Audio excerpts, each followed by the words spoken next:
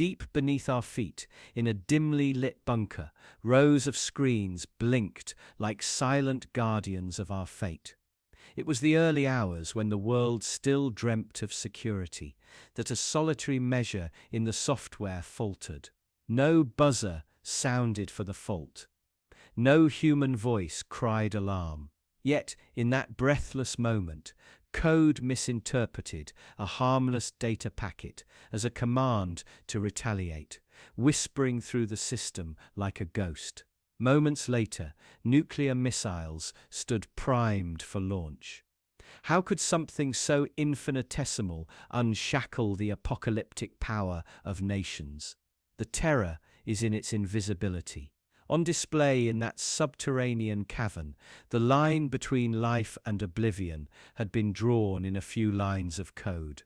Those protocol gateways were crafted to endure bombs, electromagnetic pulses, even sabotage, but they never braced for a stray cosmic particle crashing into memory.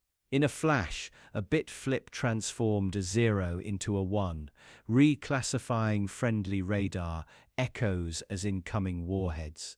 In the hum of the mainframe, a binary heartbeat went haywire, unleashing alerts across continents.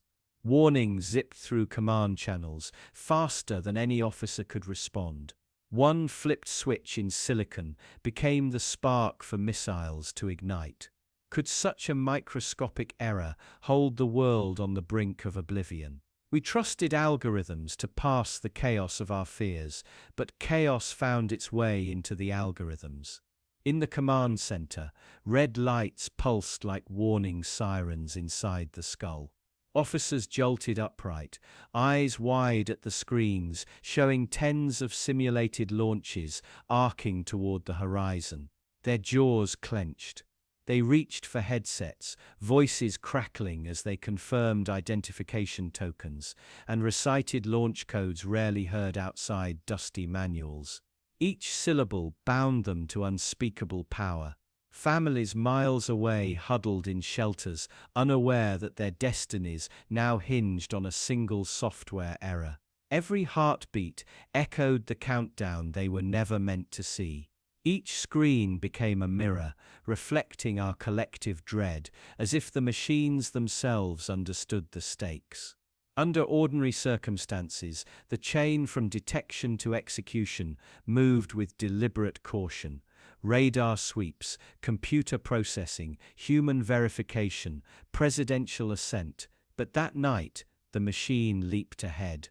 No human hesitated long enough to unravel the error. Automated protocols clicked into place as if guided by some unseen hand. Silos opened.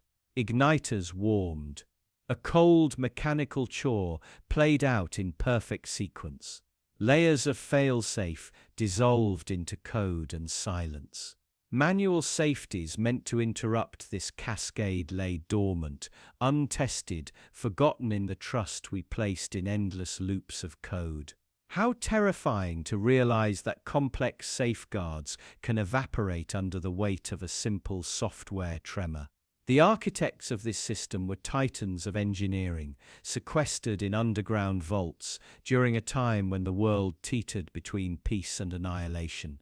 They labored under the assumption that redundancy and testing would guard against catastrophe. Yet complexity breeds fragility. Like a cathedral built on sand, each new layer of code piled on risks no simulation could foresee. One stray particle or one misplaced semicolon can topple the grandest design. Every function call, every conditional branch carried with it the weight of potential apocalypse. We built our salvation and our destruction from the same blueprint. But salvation came in the form of human doubt. A veteran officer stared at patterns that made no sense, blips too regular, too synchronized. He knew the machine spoke in absolute certainty. Still, he held a single question in his mind. Could this be real? With trembling fingers, he grabbed a secure line and spoke the words that shattered protocol. That moment of resistance, that quiet refusal to trust flawless logic, was enough to halt the steel avalanche. His quiet rebellion against cold logic proved more powerful than any line of code ever written. What terrifies us most is not the idea of war itself, but the fragile barrier keeping it at bay. Our trust in algorithms, in silicon brains that mimic reason, can evaporate in a flicker. We like to believe in the infallibility of our creations, that technology will protect us from our worst impulses.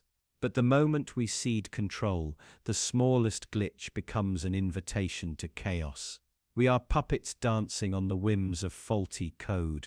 It reveals we are mere spectators in an arena dominated by circuits and protocols we barely understand. In the aftermath, the empty silos stood as silent monuments to our near self-destruction. No crater, no mushroom cloud, just unnerving calm after a digital storm. Yet nerves thrummed worldwide, a collective shiver that the world almost ended without a shot fired. A crisis birthed not from human malice, but from unseen electrons misbehaving deep in a microchip. That invisible terror is the true monster haunting our sleepless thoughts. It is a horror writ in the language of ones and zeros, impersonal, invisible, unstoppable. We construct fail-safe after fail-safe, layering checklists, policies, manual overrides. But each new barrier adds another surface for error. In the dance between human and machine, we are learning that ultimate security may be a myth. The only real safeguard is the human instinct to question, to doubt, to pause when machines roar in insistence. Acknowledging this vulnerability is the first step toward preventing the next unforeseen catastrophe. We must remember that our smartest designs can betray us and our deepest flaws can save us. Now, as you listen to your own steady heartbeat, remember that global obliteration once hung on a fleeting glitch you will never see. No missile soared into the sky, yet the spectre of that night still looms above our fragile peace. The world continues spinning, unaware of how close it came to a digital apocalypse. We drift on a razor's edge, comforted by software that could just as easily turn against us. And nothing could prepare us for the day when a single microscopic mutation in a virus's genetic code would unleash a pandemic across the globe. Have you ever held a tiny vial in your hand and felt the weight of the world in its silence? Picture a lone scientist in a dimly lit lab, eyes fixed on a droplet under the microscope. Inside that droplet lies a single change, a microscopic twist in the genetic code that will ripple across the globe. You can almost feel the tension in the air, the hum of machines, the unspoken dread that something invisible is about to break loose. A virus is nothing more than a strand of genetic letters, like a sentence written in a language you barely understand. Most sentences don't change meaning if you swap one letter, but sometimes a single letter transforms the entire story. That's what a mutation is, one tiny rearrangement that can turn a harmless phrase into a deadly command. It's the difference between a whisper and a scream. Imagine a virus circulating among bats in a remote cave, evolving quietly through countless tiny errors. Day after day, one bat coughs, another inhales, like players in a cosmic game of telephone. The virus passes along fractured messages, most meaningless, a few promising.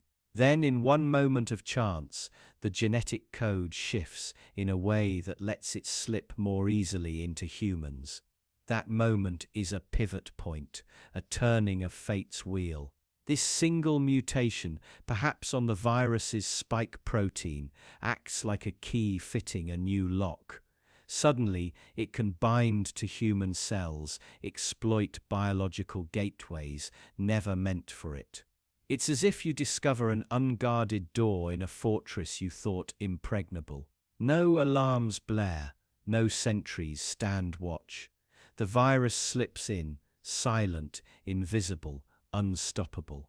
At first, the change seems insignificant, a handful of isolated cases in a distant city. A doctor wonders if it's just a strange flu. A tired nurse files it away. But every evening, in crowded subways and bustling markets, the virus hops from person to person, like a spark jumping from branch to branch in a dry forest. Then the numbers begin to climb.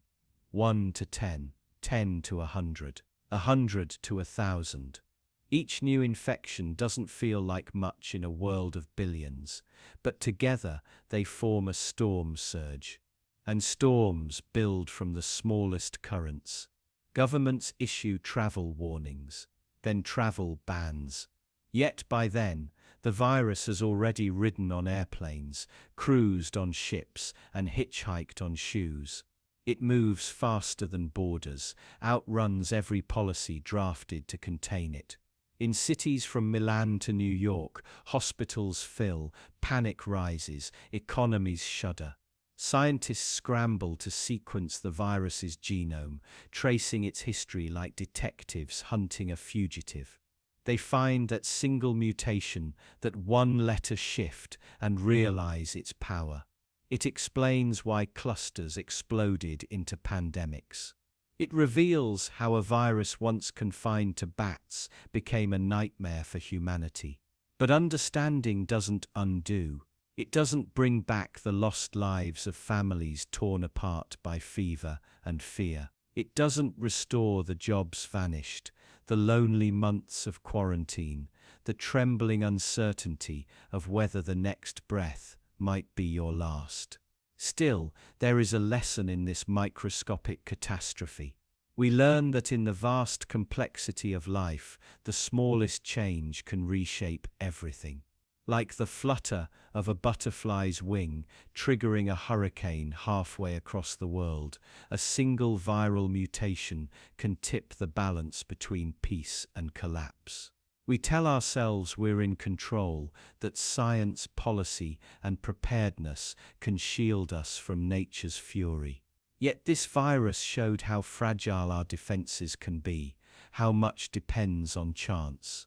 A solitary genetic glitch, born on the wind, unremarkable until it rewrote our future, and perhaps that realization terrifies us most.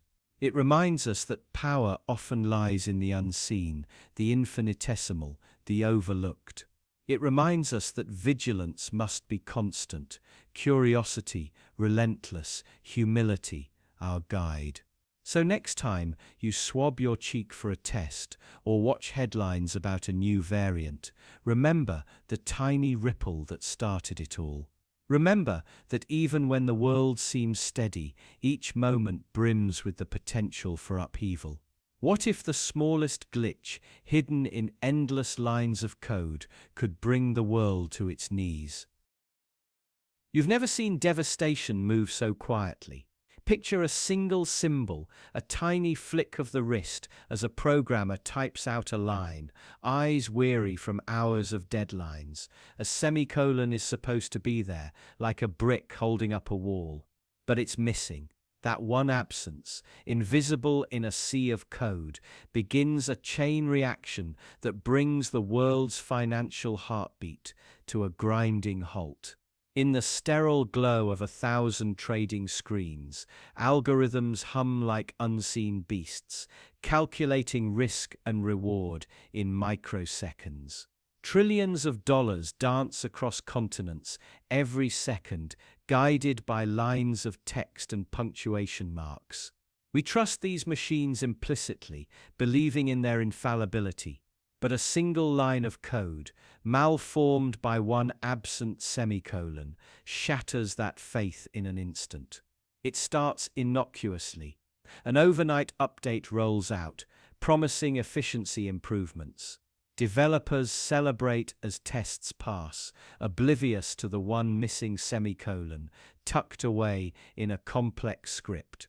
That tiny error sits hidden, waiting. And when the markets open in Tokyo, the code runs straight into an infinite loop, miscalculating trade volumes, feeding false data back into global exchanges.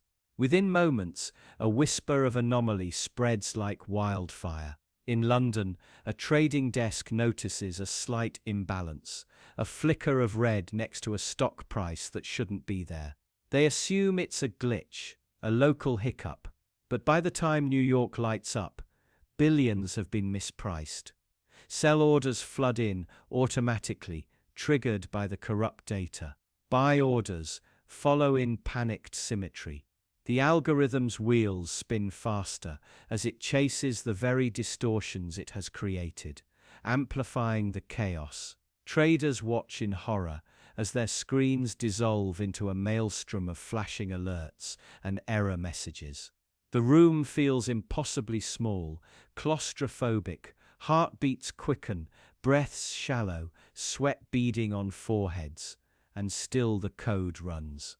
The missing semicolon has transformed a simple loop into a runaway freight train of miscalculations. In Zurich and Dubai, the same scripts execute, unaware they've been twisted into monsters. Across oceans, automated systems buckle under the weight of contradictory instructions. Liquidity vanishes. Markets freeze. No one can buy. No one can sell. A global freeze frame. An entire financial ecosystem held hostage by an invisible punctuation mark. Governments scramble. Emergency calls are placed. Stock exchanges hit pause, but the damage is done. Overnight, years of growth evaporate. Pension funds, savings, national treasuries, all caught in the crossfire of a typo. You start to question everything you thought you knew about security and stability.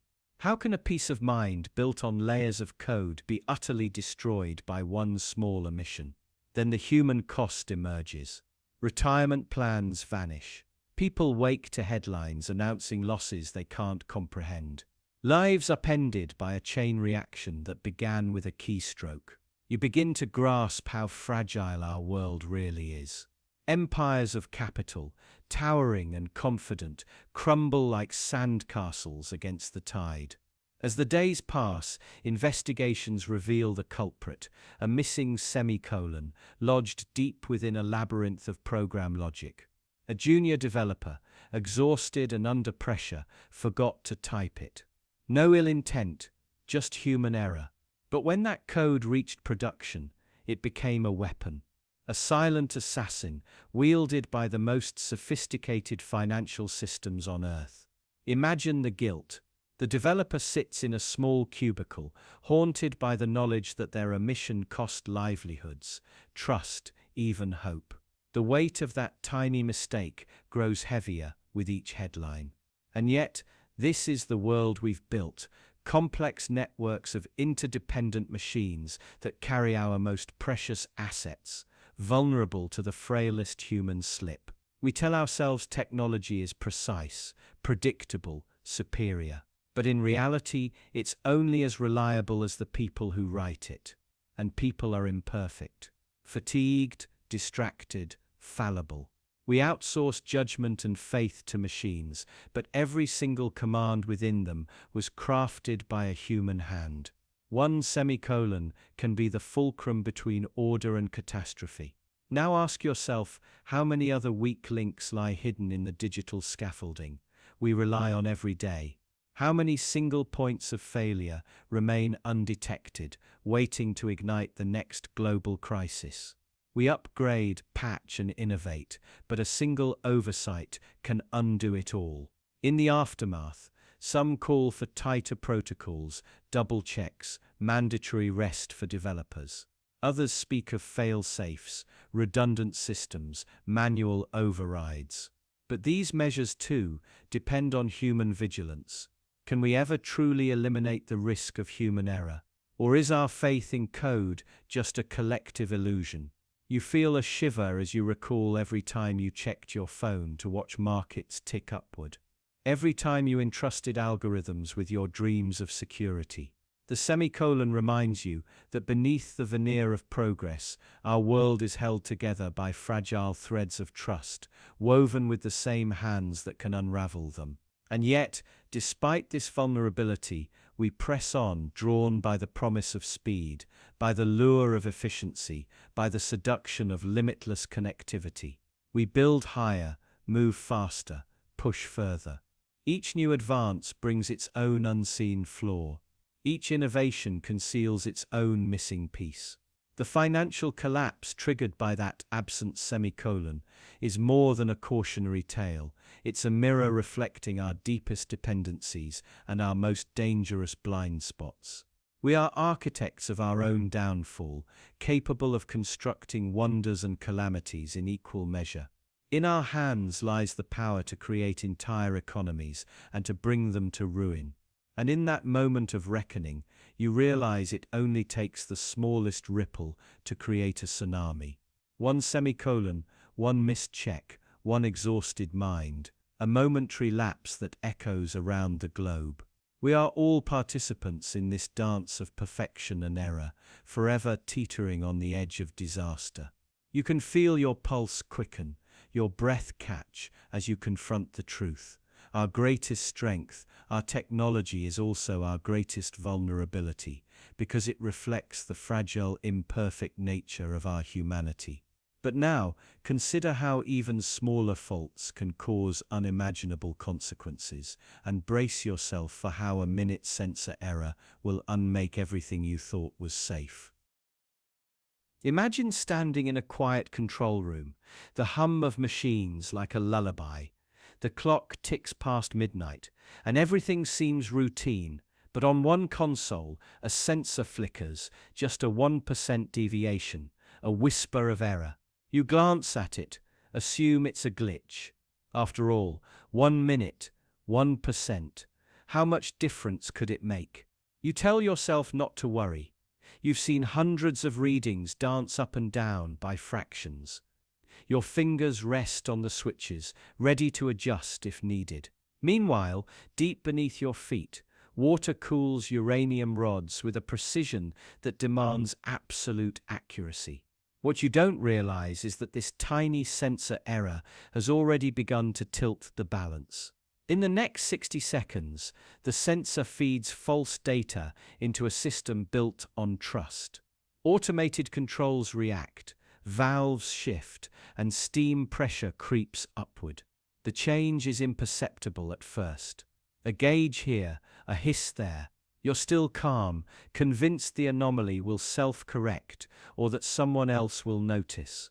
But the core is already simmering, like water in a pot left too long on the stove. Pressure builds. Control rods, meant to regulate the reaction, retract ever so slightly in response to the faulty reading. A single millimeter movement, nothing you'd catch in a casual glance. Yet in that tiny space, neutrons multiply and the chain reaction accelerates. Heat spikes. The cooling system strains against invisible forces. A flicker becomes a roar. You taste the acrid scent of fear. Your heart pounds as alarms finally break the silence. Red lights blink. A voice crackles over the intercom. Manual override required. You rush to the panel, adrenaline surging. But every second you lose wrestling with controls is another second. The reactor edge closer to catastrophe. The error that seemed so small has become an unstoppable tide. Down in the reactor hall, engineers scramble, following emergency protocols. They check sensors, cross-reference readings, but none show the true temperature deep within the core. They trust the consoles above. You feel the weight of responsibility settle like stone in your chest. One misread number, one unchallenged assumption, 1 minute of delay. Outside, the night is calm. Crickets chirp, wind rustles through trees. It feels wrong that nature continues undisturbed while the heart of a nuclear plant races toward meltdown. The contrast makes the moment surreal, beauty and destruction side by side. You remember training drills, theoretical scenarios. You never saw a minute-long sensor fault listed among possible disasters. Then a blinding flash of light. A catastrophic release of energy you can't contain. Walls shudder. Radiation alarms shriek. You feel heat on your skin, even through protective gear. Panic surges. Yet your training kicks in. You guide your team, initiate containment protocols, pray the barriers hold. But even the best defenses crack under the force of a reaction gone rogue. Seconds feel like hours. You worry about the people miles away, breathing air you can't see tainted with invisible poison. You think of families sleeping peacefully, unaware that an entire region may soon be uninhabitable. A single sensor ticked wrong for 1 minute, and now lives are at risk. You wonder if any of this could have been prevented by a moment's extra vigilance. You replay that minute over and over in your mind. If only you'd trusted your instincts. If only you'd investigated that flicker instead of dismissing it. If only one more person had paused to question the data. These questions become your mantra, haunting, unrelenting. You realize that in complex systems, the smallest failure can trigger an avalanche. This catastrophe isn't just an engineering failure. It's a testament to human complacency. We build machines to extend our capabilities, yet we forget that they mirror our own weaknesses. A tiny error, unchallenged, can grow into a roaring disaster. Precision demands humility and relentless scrutiny, especially when the stakes are measured in lives and lifetimes. In the aftermath, they will draw charts and graphs, analyze logs down to the millisecond, and point fingers at that errant sensor. Reports will state minute deviation and negligible impact. But you know the truth. There is no such thing as a negligible detail when everything depends on perfection. The smallest ripple can become tidal wave. And so you carry this lesson with you forever. The memory burns brighter than any radiation. You learn to challenge every assumption, to dive into every anomaly, no matter how trivial. You teach others that vigilance is not optional, that questioning data isn't distrust, it's duty. Because in a world of complex machines and fragile balances, your attention is the only safeguard between order and obliteration. Now imagine a treaty, a document meant to secure peace. One word changed, one clause shifted, and suddenly borders are redrawn, alliances shattered, and war erupts. The difference between calm and chaos can be as small as a single line of text, and soon you will discover how a single altered word in a treaty ignited the flames of war. It began with ink, barely dry, on a document that promised peace. In a grand hall glistening with chandeliers, diplomats from 2 kingdoms, once bloodied by border skirmishes, stood shoulder to shoulder, smiling for the portraits that would record this historic moment. Yet beneath the polished marble floors and ornate tapestries lurked a single invisible flaw, one word, mistranslated, misunderstood, and ultimately manipulated. That tiny ripple would split families, ignite armies, and shatter generations of fragile trust. Picture the original text. The people of Arden shall retain full sovereignty over their lands. Simple, clear, absolute. But when the document was published in the common tongue, sovereignty became subservience. A translator, pressured by hidden courtiers and hungry for favor, slipped in that one poisoned word. Subservience carried no nuance, no room for equality. It transformed a promise of mutual respect into an obligation to obey. Overnight, it turned allies into subjects. Imagine the aftermath. In Arden's villages, word spread like wildfire. Farmers paused in their fields, eyes wide with disbelief. Mothers clutched children, whispering prayers for deliverance. Merchants slammed shutters, fearing armed patrols, demanding tribute. A kingdom built on pride and independence now believed itself shackled by contract. Hearts burned with betrayal. Meanwhile, across the border, the rival court celebrated. They toasted to a treaty that placed Ardeners at their mercy. Yet, even among the celebrants, a few uneasy faces flickered in candlelight. They sensed something amiss, a justice perverted by a single miswritten line. But silence prevailed. After all, peace had been declared. The heralds proclaimed harmony. No one dared question official translations, lest they be accused of treason. Back in Ardeners, the anger festered. The noble council, once elated by the prospect of lasting peace, now seethed at the humiliation. They demanded answers. How could their king sign away their freedom? How could loyal subjects be reduced to vassals overnight? As whispers became shouts, the council discovered the damning truth.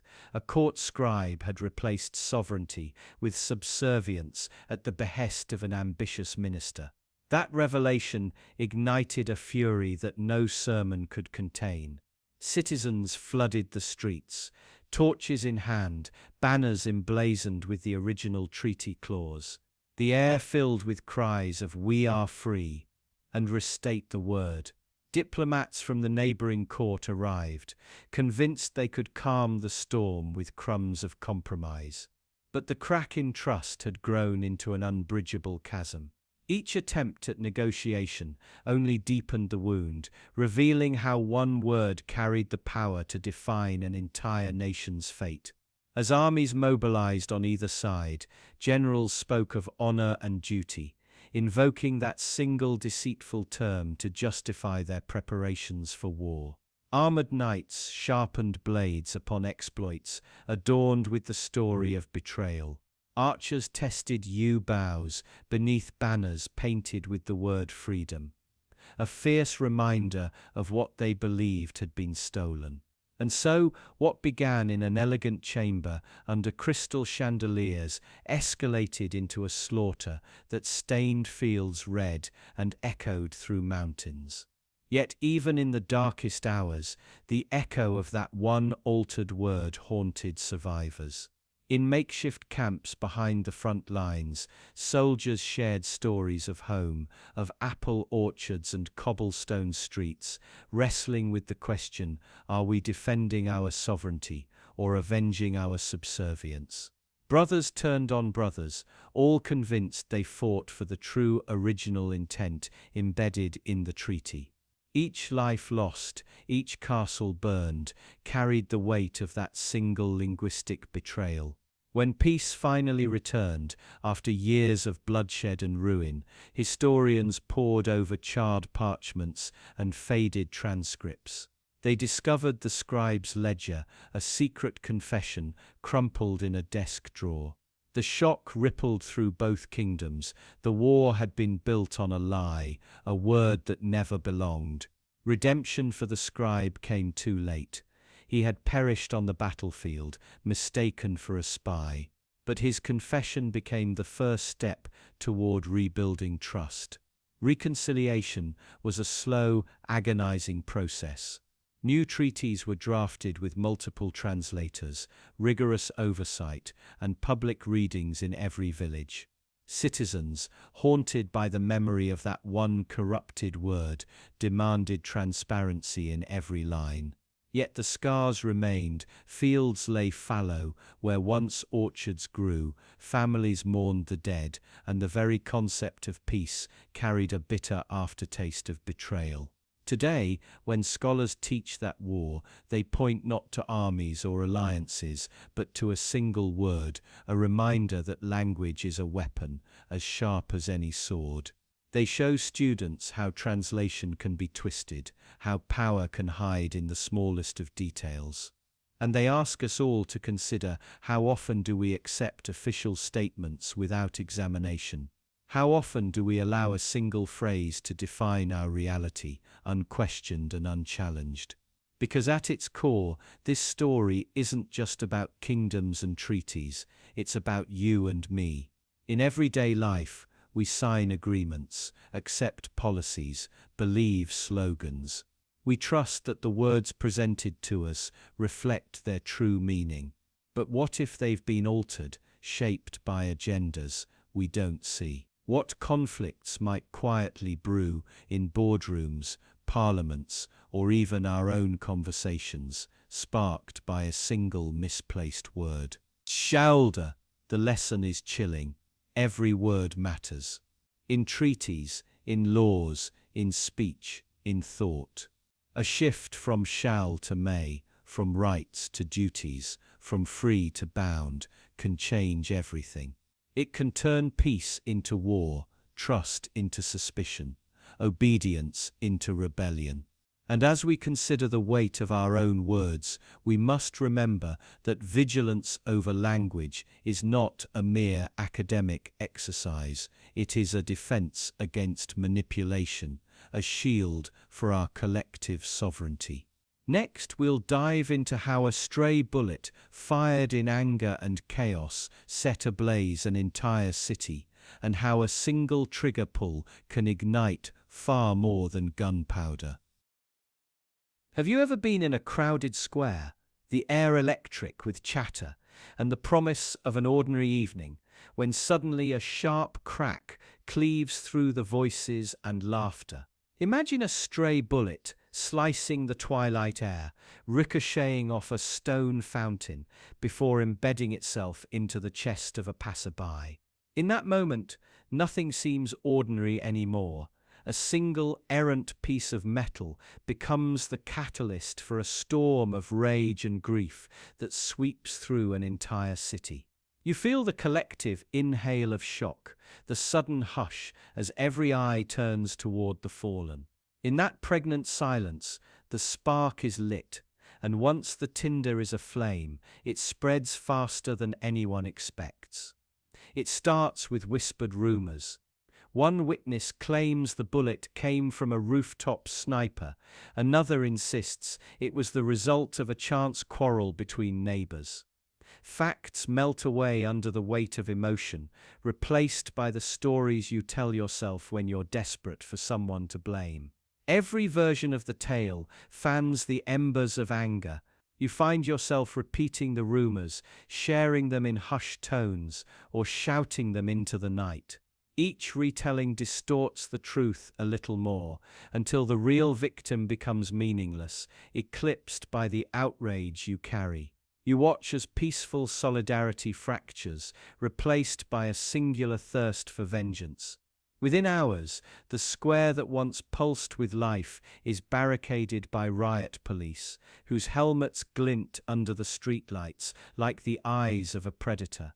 You stand behind the crowd, breathing unevenly, heart pounding so loudly you can't hear anything else.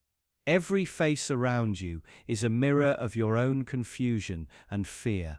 You wonder, when solidarity morphed into fury, how the instinct to protect became the desire to destroy.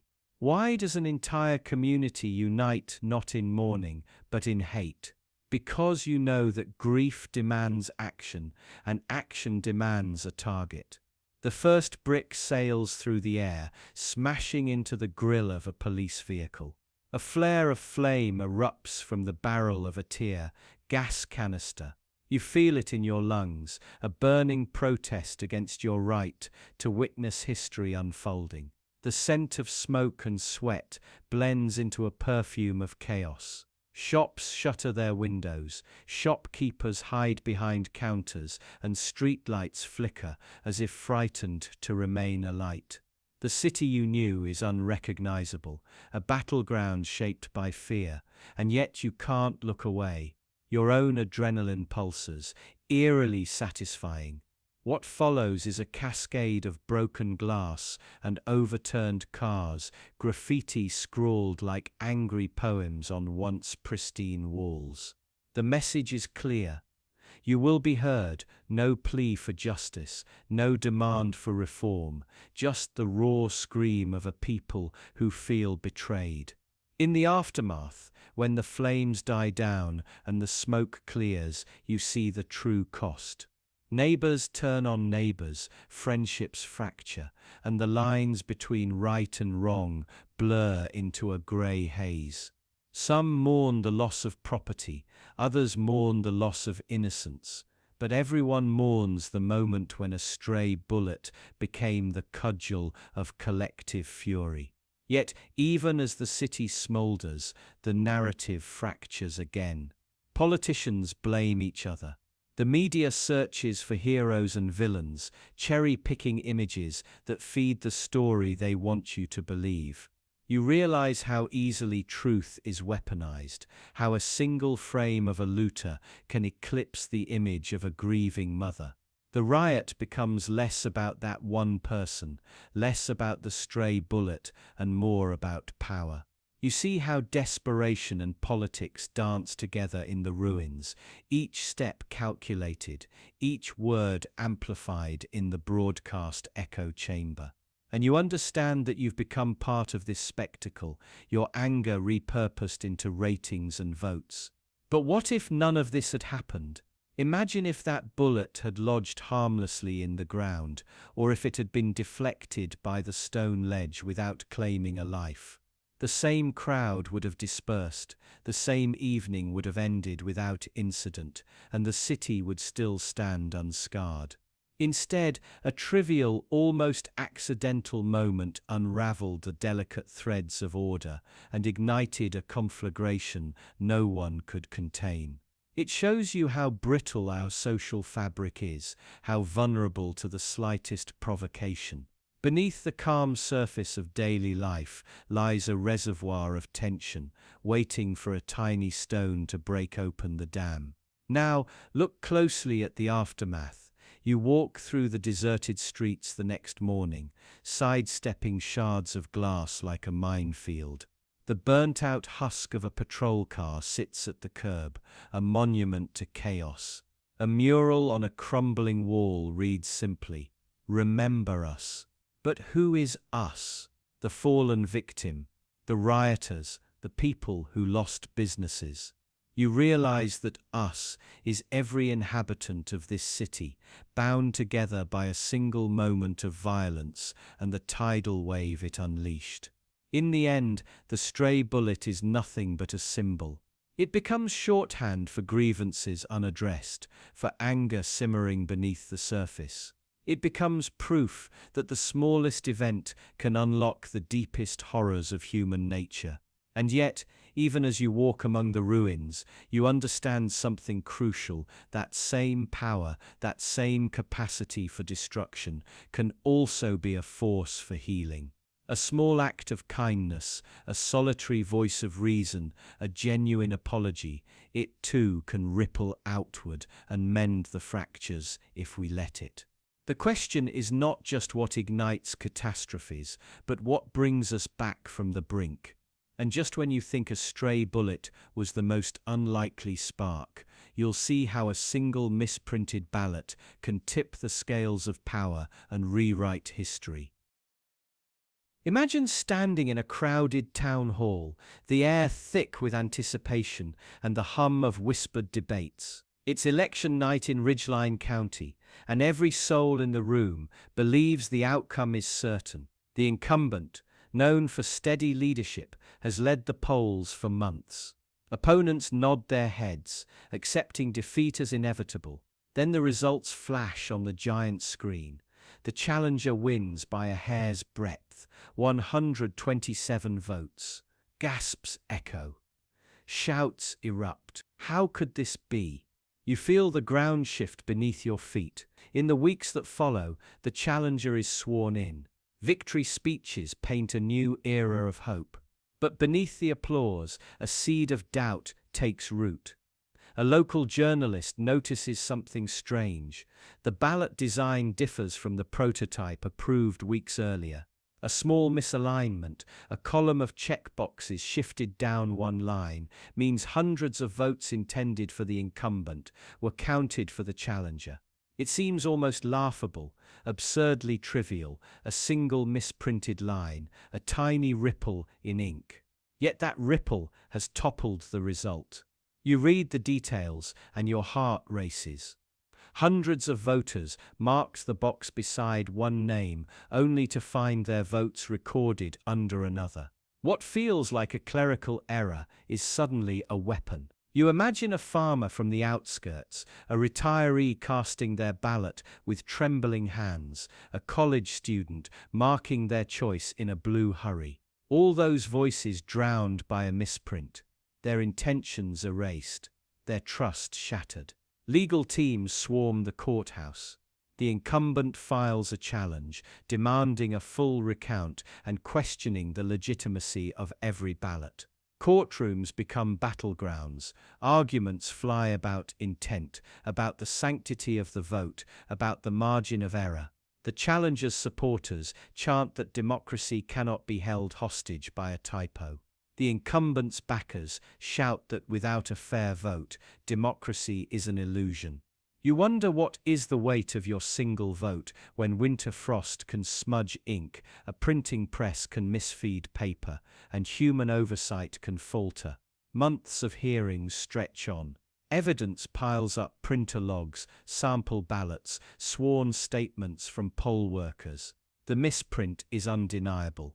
But the human cost is harder to quantify. Friendships fracture. Neighbors who once greeted each other now glare across fences. Local businesses report declines as patrons boycott. The county fair loses sponsors. Ridgeline County, once a picture of small-town unity, becomes a simmering cauldron of resentment. All because of a tiny misaligned checkbox that slipped past every proofreader, every quality check. Then comes the judgment. The court orders a do-over election. The incumbent steps down, and the challenger's term is cut short. The announcement is met with cheers and boos in equal measure. You feel a strange mix of relief and dread. Relief that the true will of the people will finally be heard. Dread for the chaos that follows. Because democracy is not a one-time act. It's a fragile process, vulnerable to the smallest of errors. On the day of the rerun, the town hall is eerily quiet. Poll workers move with tense efficiency, triple-checking every sheet, every alignment, every printed line. Voters form lines around the block, waiting hours to cast their ballots again. You press your own choice with deliberate care, heart pounding with the knowledge that history might hinge on this moment. It feels sacred and precarious, as if one dropped ballot or a moment's distraction could tip the scales once more. When the new results come in, they confirm what many believed from the start. The incumbent prevailed by a comfortable margin of nearly 500 votes. The challenger concedes, pleads for unity, and promises to support the new administration. Yet the wounds remain raw. In cafes, in church pews, in schools, people whisper about lost time, lost trust, and the power of a single misprint. They speak of how thin the barrier between fair rule and chaos truly is. In the aftermath, Ridgeline County undertakes massive reforms. Ballot designs are simplified, independent audits become mandatory. New laws require pre-election public testing of printing equipment under real conditions. It's a robust response, a lesson carved in statute and procedure. But you sense the deeper shift. Citizens have awakened to the vulnerability of their own democracy. They've seen how easily the machinery can jam, rust, or slip. And they carry that knowledge forward, vigilant, wary. The misprinted ballot of Ridgeline County serves as a stark reminder that democracy is not bulletproof, not self-correcting, without constant care. It is a living organism, vulnerable to the smallest of malfunctions. A single misaligned checkbox, a tiny ripple, can cascade into upheaval, mistrust, and reform. And as you leave this story behind, you realize that the next ripple, the next fragile moment, might already be unfolding somewhere else, threatening to ignite a crisis of its own. What happens when a signal meant for one drone is read as a threat, and a single misinterpreted command pushes nations to the brink of war? Can you see it? A lone operator miles away, eyes glued to grainy footage, misreads a flicker of static as a hostile maneuver. A harmless routine patrol drone, sending back a routine status check, suddenly becomes a phantom threat. Your heart pounds as the operator's finger hovers over a button, uncertainty racing through every synapse. In that heartbeat, a signal meant to reassure spins into a lie. A flicker of miscommunication blossoms into suspicion, suspicion into accusation, and accusation into a full-blown diplomatic crisis. You might think it starts with politics, with secret negotiations or hidden agendas, but really it begins with noise, white noise in radio waves that your brain strains to interpret. Imagine that static as a whisper in a crowded room, faint and ambiguous. You lean in, desperate to hear something meaningful, anything that confirms your worst fears. And isn't that always how conflict begins? Not in grand speeches or fiery declarations, but in the silent mishearings you carry like a spark to dry tinder. Across the table, diplomats exchange terse words. Voices are measured, smiles are forced. But behind the masks, each side hears only what they want to hear: an insult, a threat, a reason to strike back. The misread drone signal seeps into every conversation, poisoning trust. Suddenly, routine reconnaissance becomes an act of aggression. Daylight turns cold. Night turns shrouded in dread. Think about the weight of a single misinterpretation. One signal code erroneously flagged as hostile. One national security counselor who refuses to back down. One undertrained technician whose training manual used different terminology. It's all it takes to turn routine into rancor. You start to realize how fragile peace really is, hanging by a thread of clarity that can snap at the slightest tug. You see the media seize on it, headlines screaming threats, pundits demanding action, alarms blaring across news tickers. Public opinion swerves toward outrage, fed on half-truths and fear. Algorithms amplify every rumor, every uninformed tweet, doubling back into the echo chamber until rational voices are drowned out by the roar of collective hysteria. A single misread signal has now ignited fires on 2 continents. And war, you learn, is sometimes nothing more than a series of misunderstandings. Each side building its own narrative, constructing the story that justifies their response. You watch a general pacing behind closed doors, tracing routes on a map. His orders come dripping with urgency. Mobilize forces, ready the air strikes, prepare contingency plans. He believes he's protecting his homeland, but what if he's marching into conflict over a mirage? It all comes back to that operator, back in a darkened room, staring at green-tinted screens.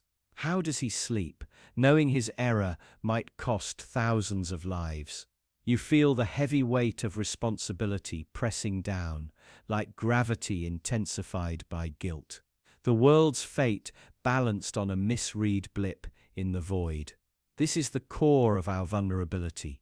Our systems, our institutions, our very lives depend on perfection in the face of chaos. And perfection is impossible. Now imagine the moment of truth.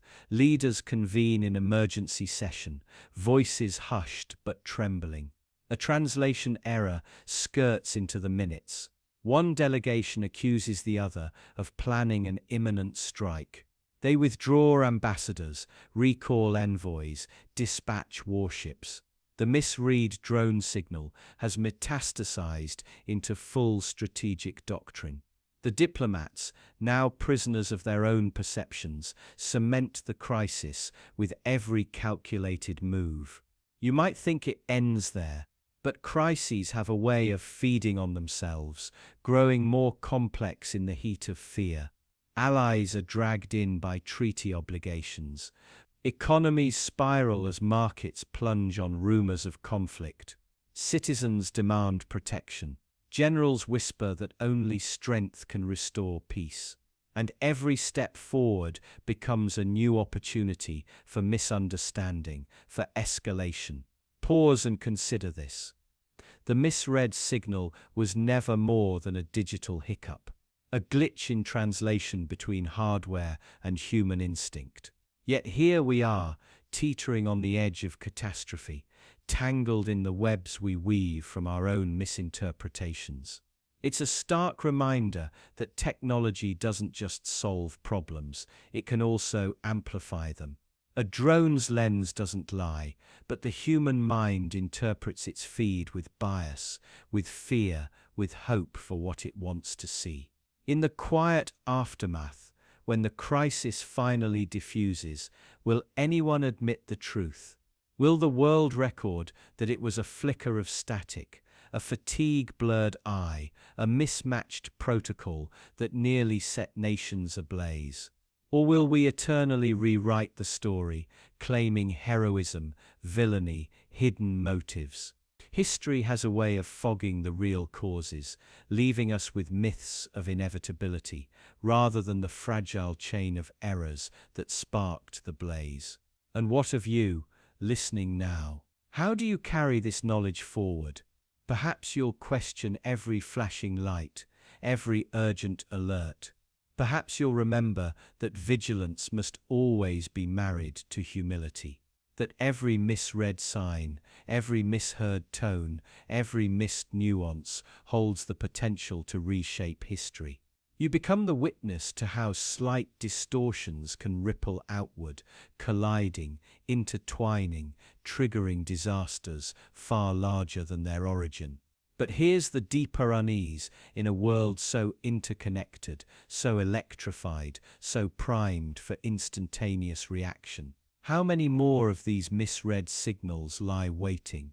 How many crises have already begun in silence, in the static between two hearts, beating against the vast expanse of uncertainty? You realize with a cold thrill that peace isn't the absence of conflict. It's the vigilance in our own minds, the care we take in translating intent into understanding.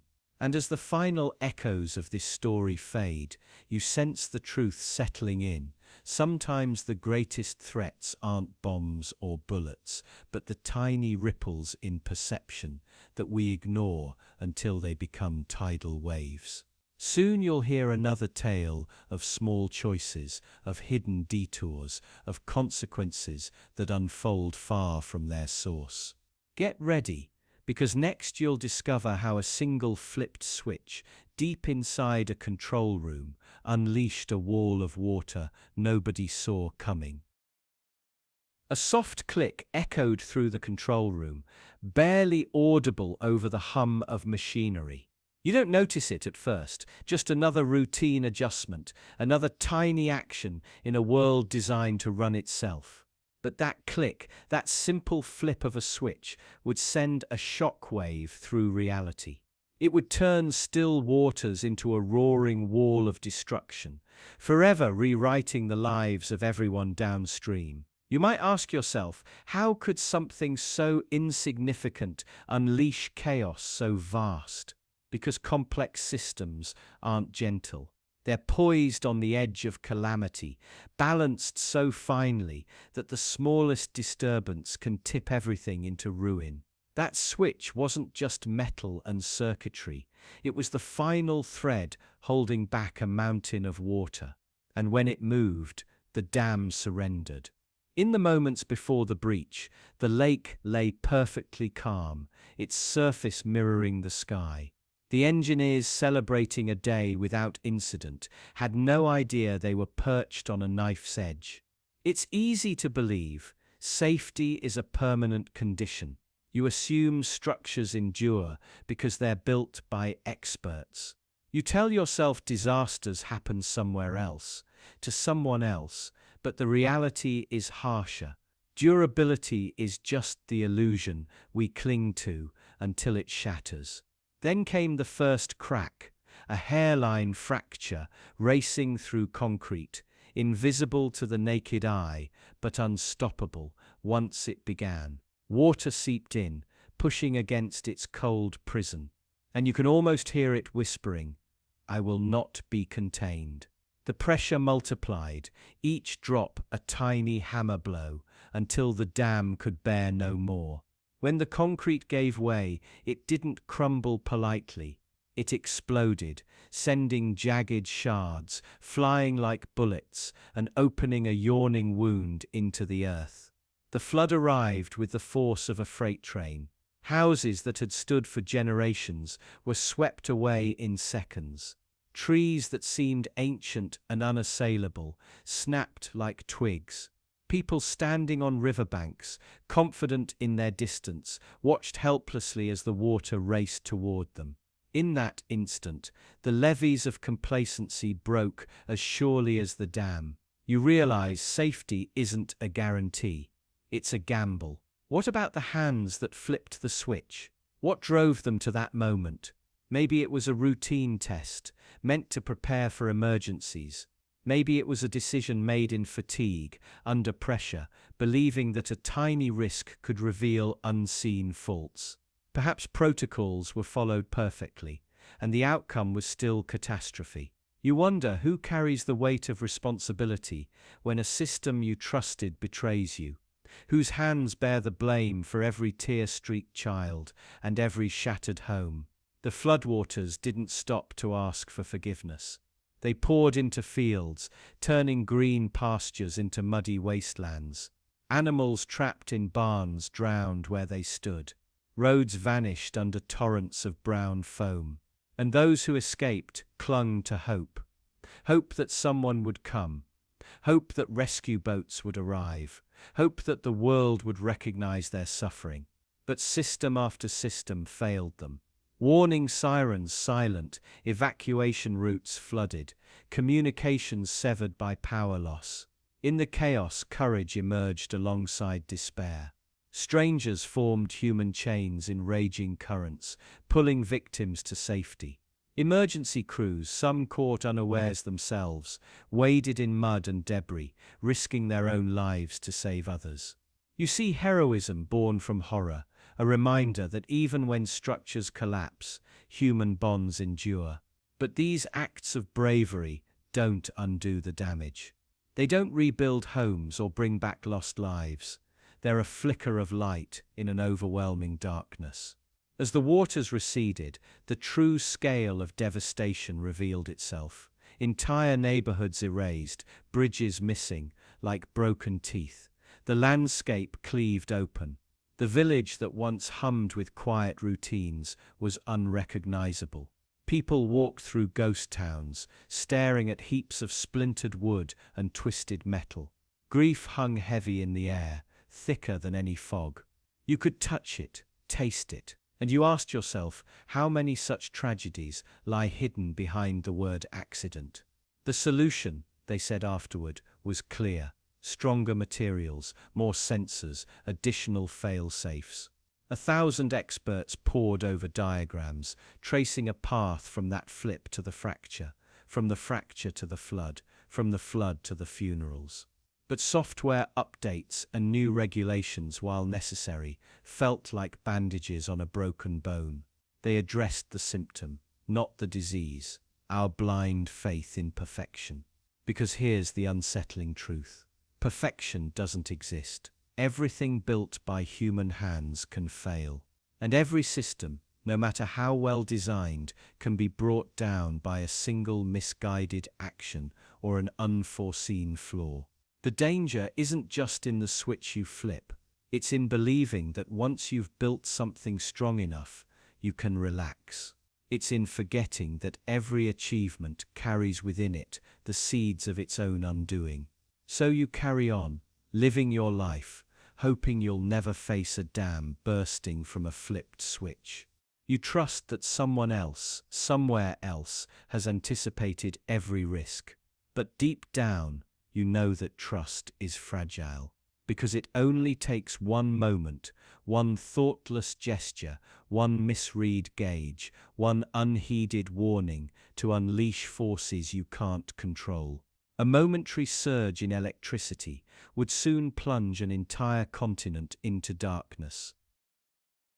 Imagine waking up to a low hum in the air, that subtle vibration under your skin, the electricity flowing invisibly through wires in the walls, in the streets, in the very core of a continent. It's so familiar you barely notice it, until one moment it's there and the next it's gone. No warning lights, no error messages, just silence.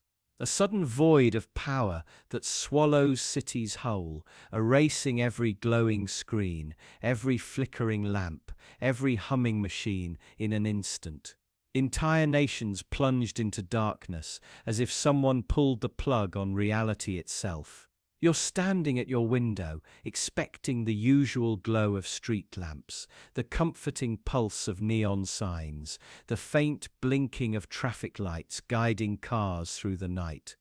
Instead, there's nothing but endless black. The only light left is the moon, pale and distant, mocking your sudden helplessness.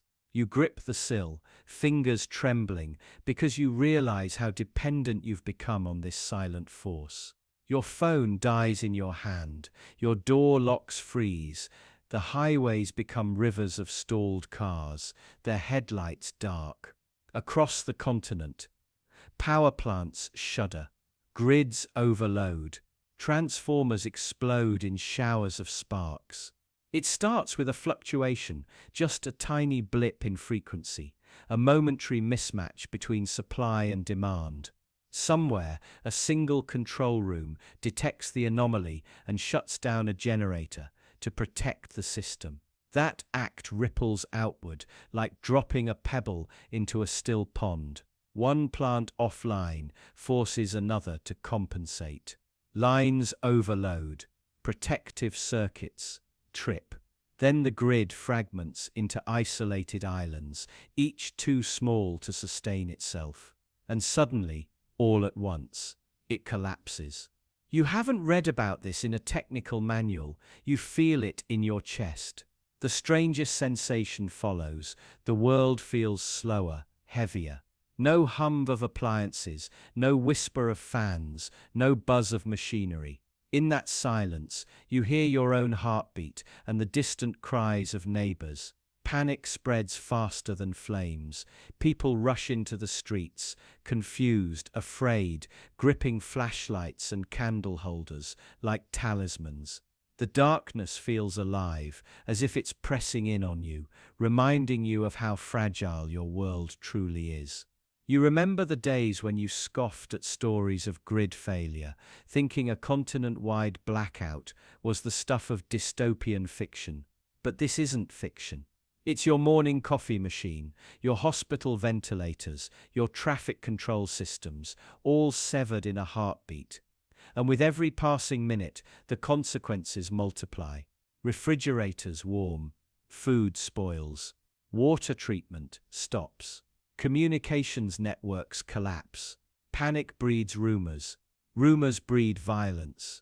In one city, an emergency call center goes silent. Desperate voices on the other end of a dead phone line. In another, subway trains grind to a halt under dark tunnels, passengers trapped without light or air. Hospitals switch to backup generators, some that sputter and fail, others that hold, little beacons of hope in a sea of darkness. But fuel runs out. Backup plans prove no match for a blackout that spans thousands of miles. You wonder how a tiny fluctuation could ignite such chaos. It's like a single domino perfectly aligned, toppling one after another until the entire set lies crumpled. Our power grids were built with safeguards, but they never anticipated this precise alignment of failure points. A routine maintenance glitch, a software error in a control center, a sudden spike in demand, a tree limb touching a high-voltage line, each by itself trivial. Together, catastrophic. And here's the darkest truth. We built our world to run on certainty, on the constant hum of electrons traveling through copper. We never asked ourselves what happens when that certainty vanishes. We never considered how easily the thin veneer of modern life peels away, revealing the chaos beneath. Our cities fracture into islands of despair.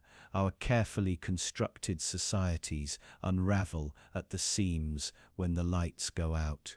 Yet even in the panic, you see something unexpected. Neighbors knocking on doors with candles, strangers sharing food from coolers, a beacon of solidarity flickering in the darkness. People learning to navigate by stars, to talk face to face instead of texting, to slow down instead of rushing. In that void, humanity finds a pulse, rhythmic and alive, reminding you that we are creatures of light and shadow both. But the relief is fleeting, because once power returns, and it will, you'll rush back to your routines as if nothing happened. You'll forget how disorienting the silence felt, how vulnerable you were, how much you rely on a force you barely understand. You'll resume trusting in systems built by humans, fallible and flawed. And so, the next ripple waits, hiding in a routine maintenance check, in a forgotten software patch, in the next surge of demand. This event isn't just a cautionary tale about engineering. It's a mirror held up to your own complacency. You trust the lights to stay on because you've never experienced the darkness. But now you know how close to the edge you live, how fragile the threads that keep your world alight. And that knowledge is a weight you cannot unknow. Feel the echo of that silence lingering in your bones. Remember the way the world felt when the grid failed, when technology bowed out and left you naked under the stars. Because the next time the lights flicker, you'll see more than a technical glitch. You'll see the fallibility of every system we build and the power of the human spirit when everything else fails. And you'll wonder what else can tip the balance from order into chaos, from light into darkness. And just one vulnerable cable severed in a distant suburb can paralyze every siren, every rescue, just like we'll see next when a cut power line shuts down emergency services. Have you ever thought about how fragile everything really is? How the entire architecture of your life, your safety, your ability to call for help in a crisis, depends on a handful of invisible threads that could snap at any moment. Imagine a quiet suburb late at night. Most people are asleep, lights out, wrapped in the comfort of routine. Now picture, somewhere nearby, a single power line swaying in the wind.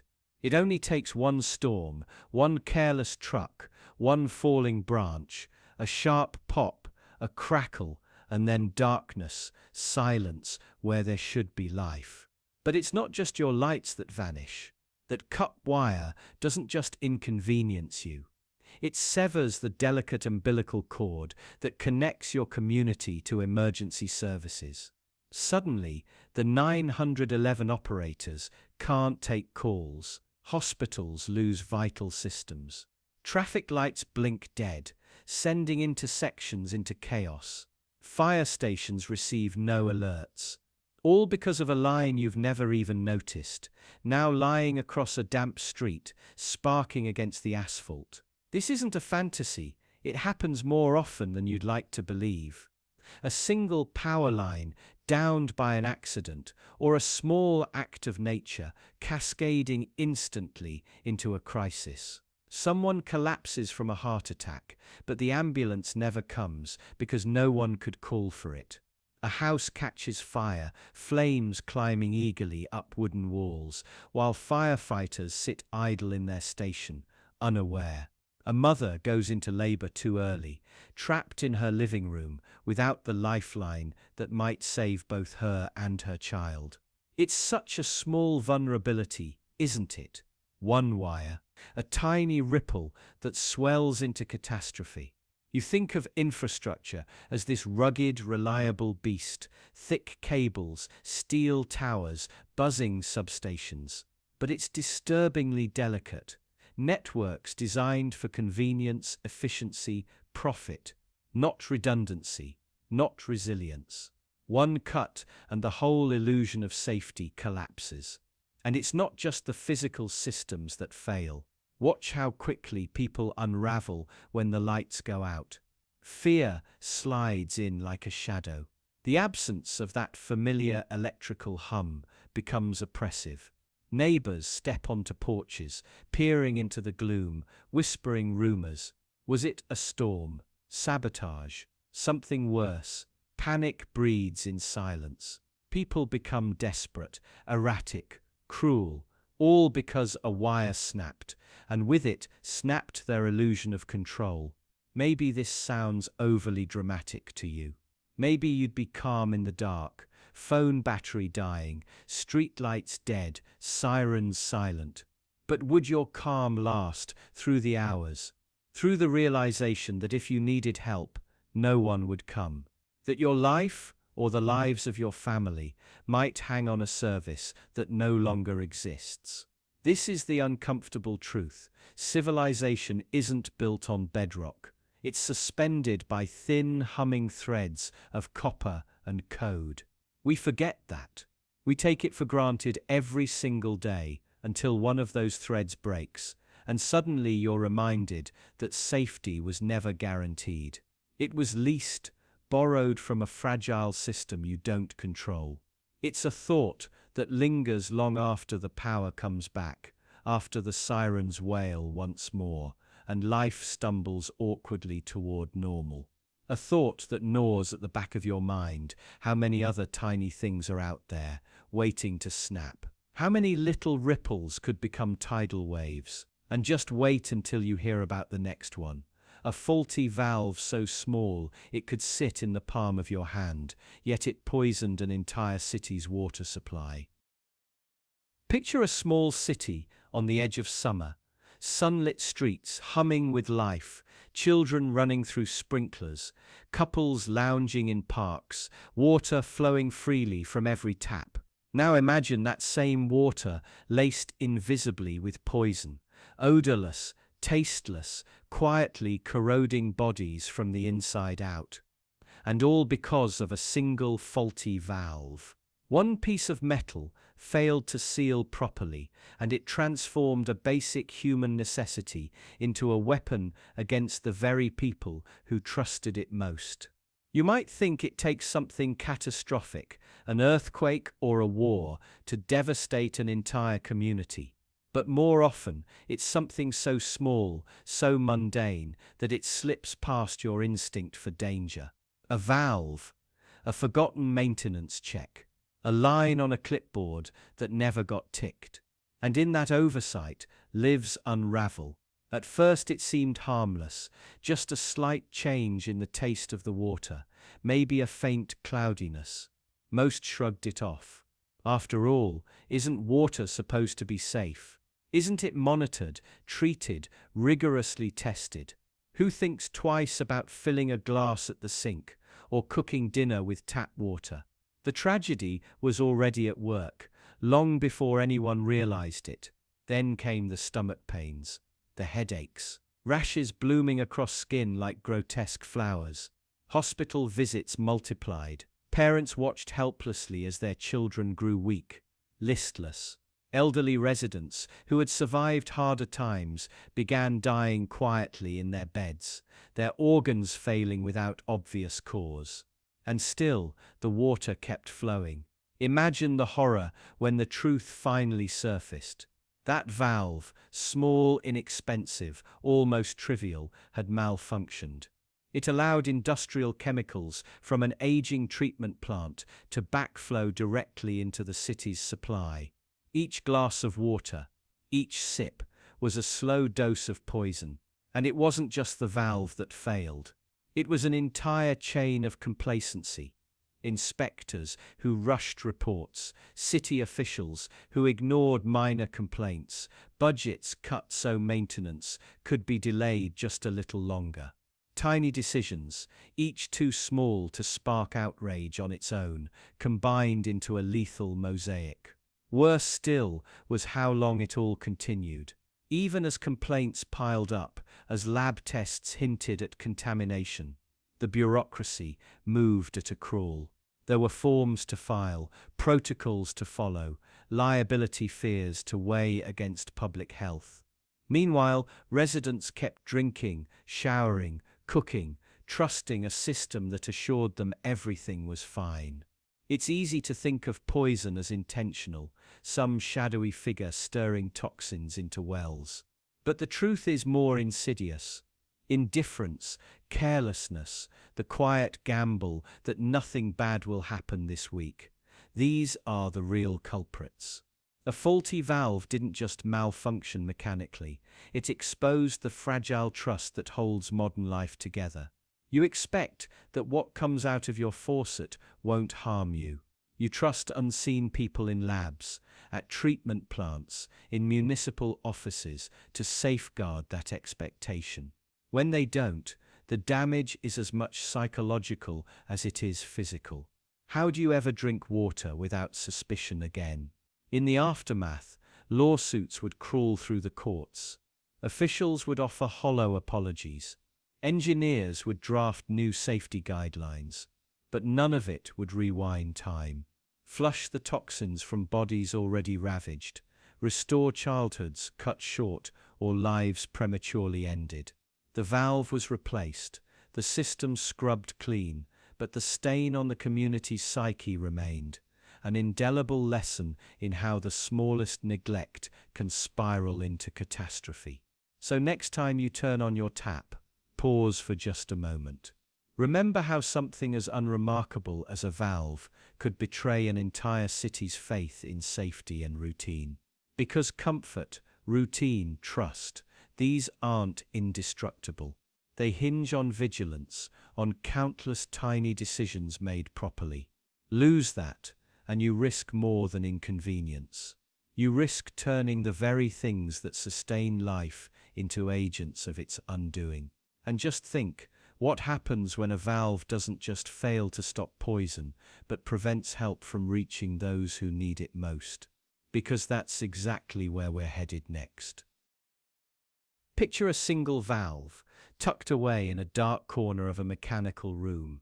Cold metal, a small wheel, rust flaking from years of quiet neglect. It's closed tight, sealed so well it might as well have been welded shut. Now imagine, just beyond that valve, flames licking at walls, crawling up beams, hungry for oxygen.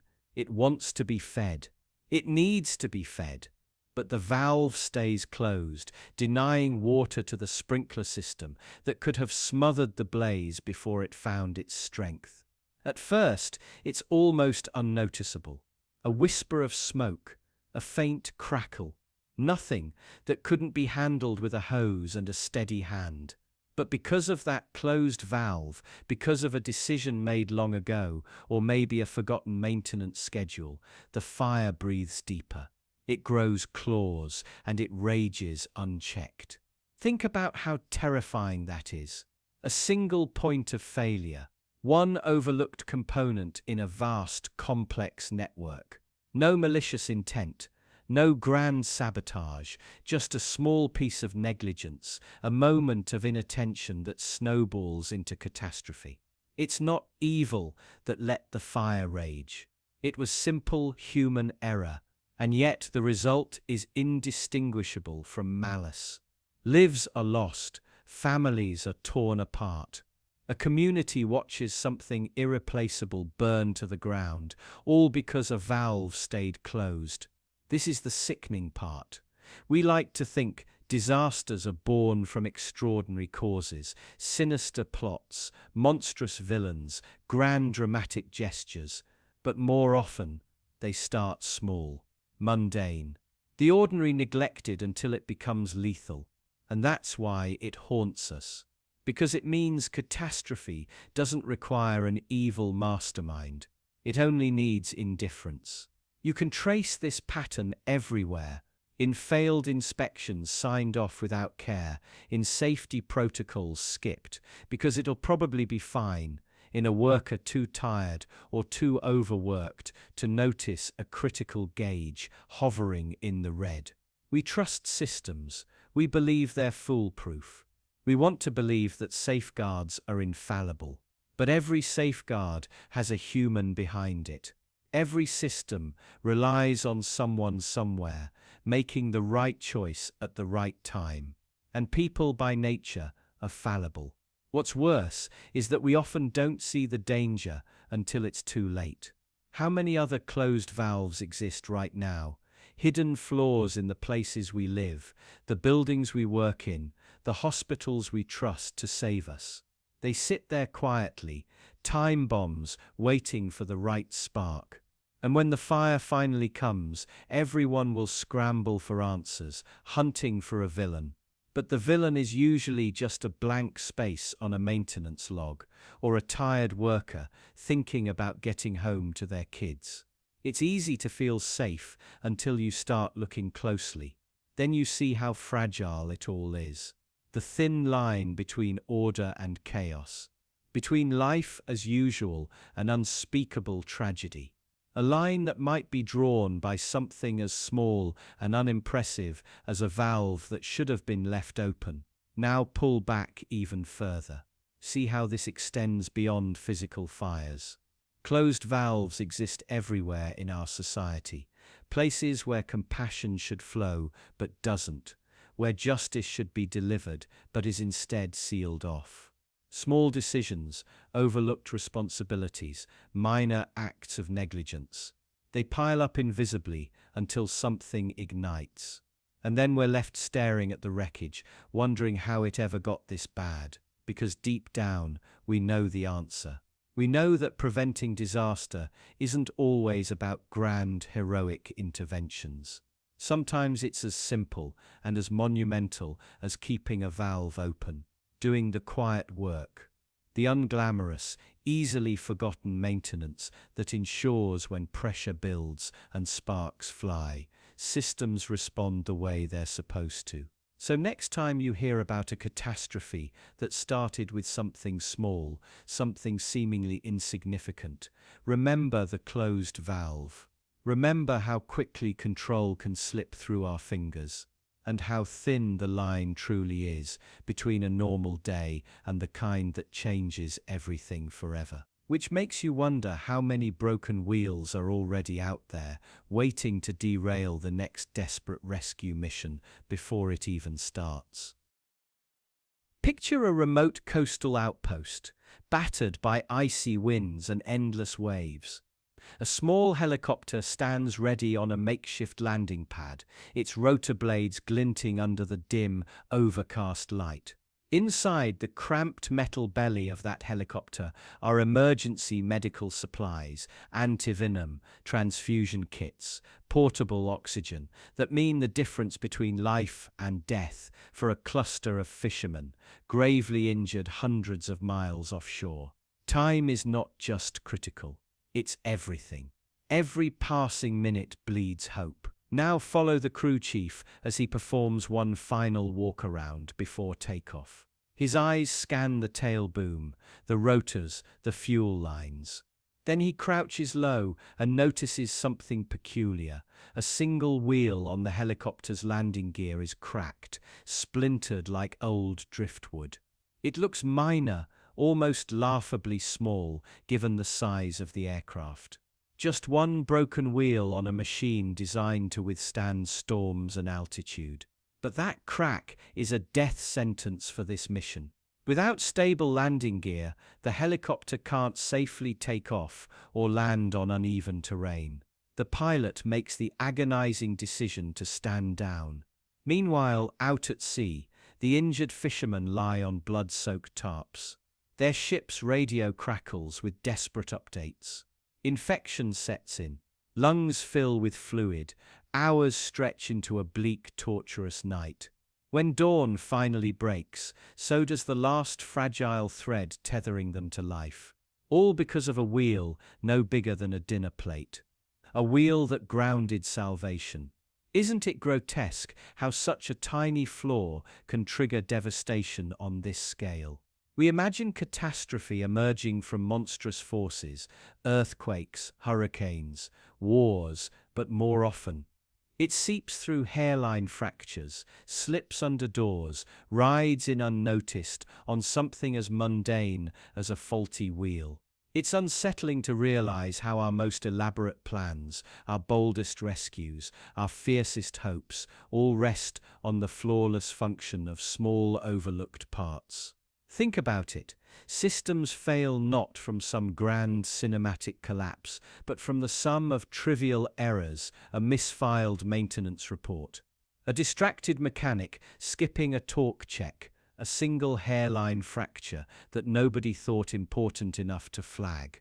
Layer by layer, inch by inch, these small failures accumulate until they tip reality over the edge. The tragedy was seeded long before the wheel cracked. It began with human confidence that overlooked the fragility hiding in plain sight.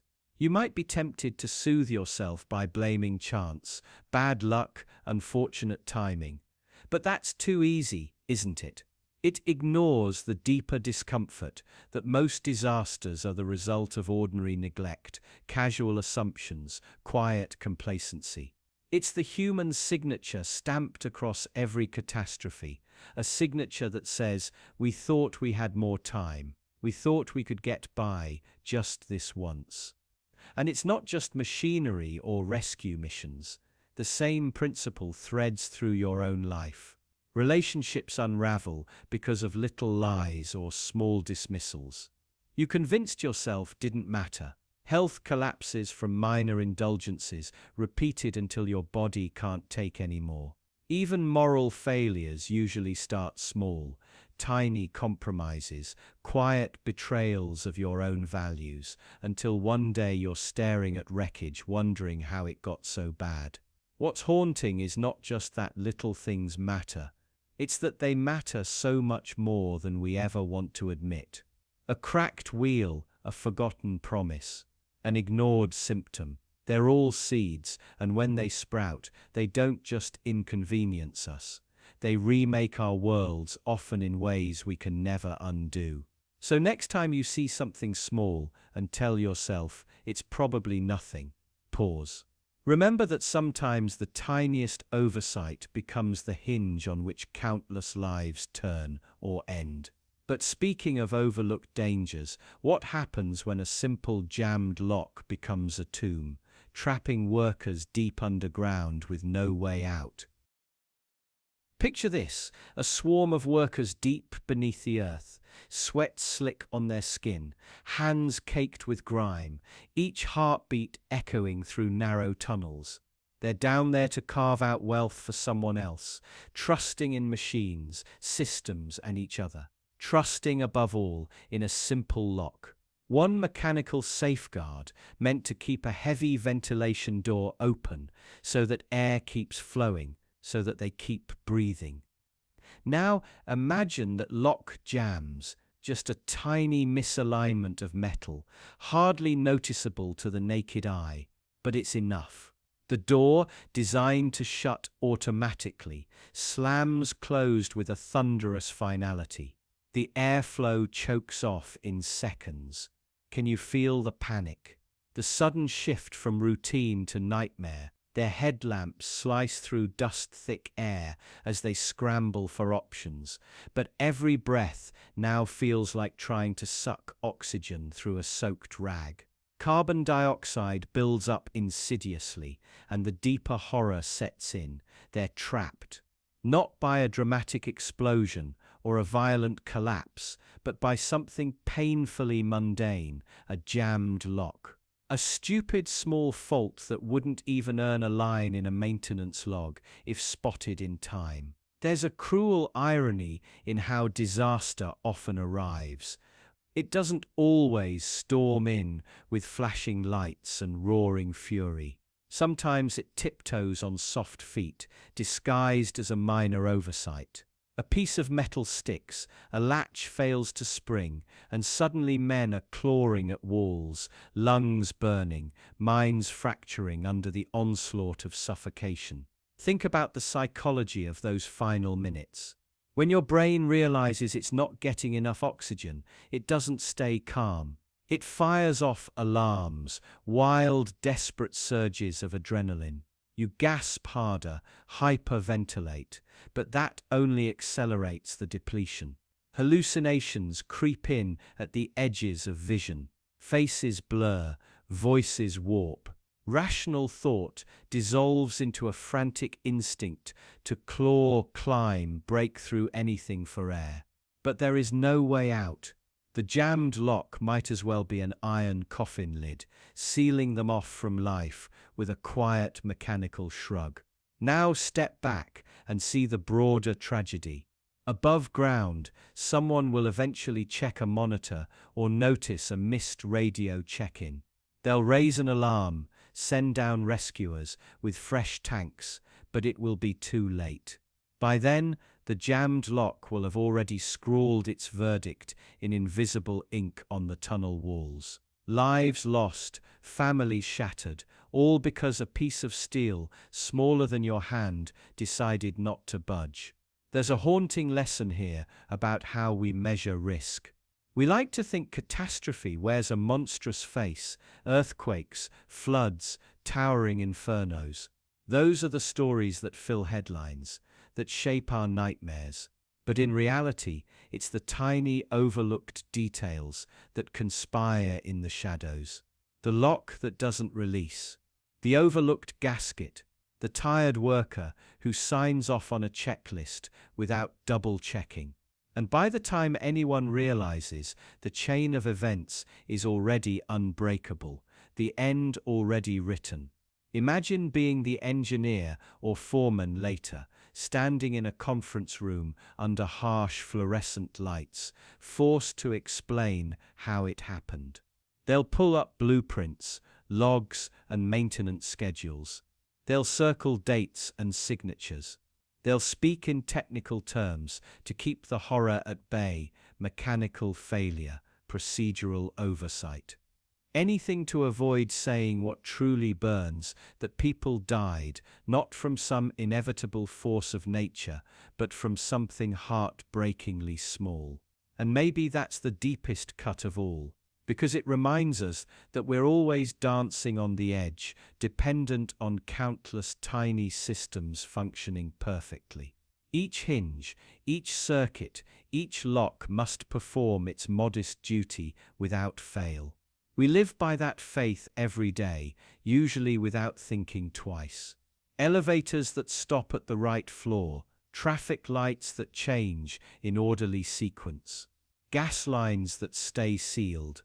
We trust blindly, because if we didn't, we'd go mad from paranoia. But every so often, a jammed lock reminds us of the fragility beneath our routines. That under the hum of normal life, there's a chaos always waiting, just one unnoticed fault away. And it makes you wonder, if a single lock can bring down an entire crew, what could one missed bolt or forgotten weld do to something towering above ground? Because that's where we're headed next, to the story of a simple missed safety check that left a skyscraper teetering on the edge of ruin. Imagine standing beneath a towering skyscraper, sunlight glinting off its endless glass panels, each window reflecting a sliver of sky. It's majestic, a monument to human ambition, so tall it seems to scrape the edge of forever. But now imagine this: somewhere deep inside its structure, hidden from view, a tiny oversight waits, like a ticking time bomb. A single missed safety check, a routine bolt inspection forgotten, a stress test skipped because someone was tired, distracted, or simply trusted that everything was probably fine. It's such a small thing, almost nothing, and yet it changes everything. Think about the people who walked through those polished marble lobbies every day, utterly unaware that disaster was quietly brewing above them. Office workers sipping coffee, children pressing their faces to the glass, tourists craning their necks in awe. All of them living their lives under the illusion of safety, never suspecting that the very walls designed to protect them were compromised by a forgotten step in a checklist. This is the haunting power of neglect. We like to believe catastrophes come from big, dramatic mistakes, gross negligence, reckless ambition. But more often, it's the tiny ripples that trigger catastrophes. A single unchecked box, a small lapse in concentration, a signature hurried through at the end of a long day. No alarms went off. No one panicked. Life went on until one day it didn't. Picture the moment it all gives way. A faint groan of twisting steel, a shiver running down the building's spine, windows cracking like fragile ice. For a split second, everything holds. Hope flickers. Then gravity asserts its ancient, merciless claim. Concrete shears apart. Beams buckle. Floors cascade down on each other like a monstrous stack of dominoes. The skyscraper doesn't just fall, it collapses inward, swallowing itself in a choking storm of dust and screams. And all because of a missed safety check. Now step back. Think of the investigators combing through the rubble, piecing together the timeline of failure. They'll find that forgotten inspection report, that skipped ultrasound scan of a critical beam, buried beneath layers of approvals and rubber stamps. They'll realize that a catastrophe wasn't born from some villain's sabotage, but from quiet, almost invisible human error, made possible by routine, by trust, by the ordinary belief that it's probably fine. It's terrifying because it means disaster doesn't need malice. It doesn't require deliberate harm. It thrives on inattention, on bureaucracy, on overworked staff, nodding through forms without truly looking. In that sense, the skyscraper's fall isn't just a story about engineering, it's a story about human nature, about how we lull ourselves into safety, assuming that systems will protect us, that someone somewhere surely checked. And this story echoes far beyond steel and concrete. It's the same force that lets a virus slip past an underfunded lab, that allows a faulty part to be installed in an aeroplane engine, that sees a vital medical test result filed away without urgency. Each time, it's the same tiny ripple, a missed step, a moment of fatigue that gathers momentum until it becomes unstoppable. So next time you stand in the shadow of something colossal, whether it's a skyscraper, an aeroplane soaring overhead, or even a vast economic system, ask yourself what tiny unchecked boxes might lurk inside. Ask yourself how many small, overlooked moments are quietly conspiring to bring giants to their knees. And if that thought leaves a hollow in your chest, good. Because vigilance isn't born from comfort. It's born from understanding just how fragile our grandest creations truly are, how easily they can be undone by the simplest human oversights. Just imagine what horrors might unfold when a wrong turn order strands thousands of desperate souls in the desert. Picture a long line of trucks. Engines rumbling, headlights glaring through a haze of dust as they crawl across an empty, blistering landscape. These are supply convoys, official, orderly, bound by a strict chain of command. Each vehicle follows a carefully plotted route designed to avoid border tensions, insurgent ambushes, and environmental hazards. That's the plan on paper. But reality is far less forgiving, and a single flawed decision can rip through lives like shrapnel. Imagine a tense operations room, fluorescent lights buzzing overhead, screens flashing with satellite feeds and weather data. A young officer leans over a map, tracing lines with a pen. He's under pressure.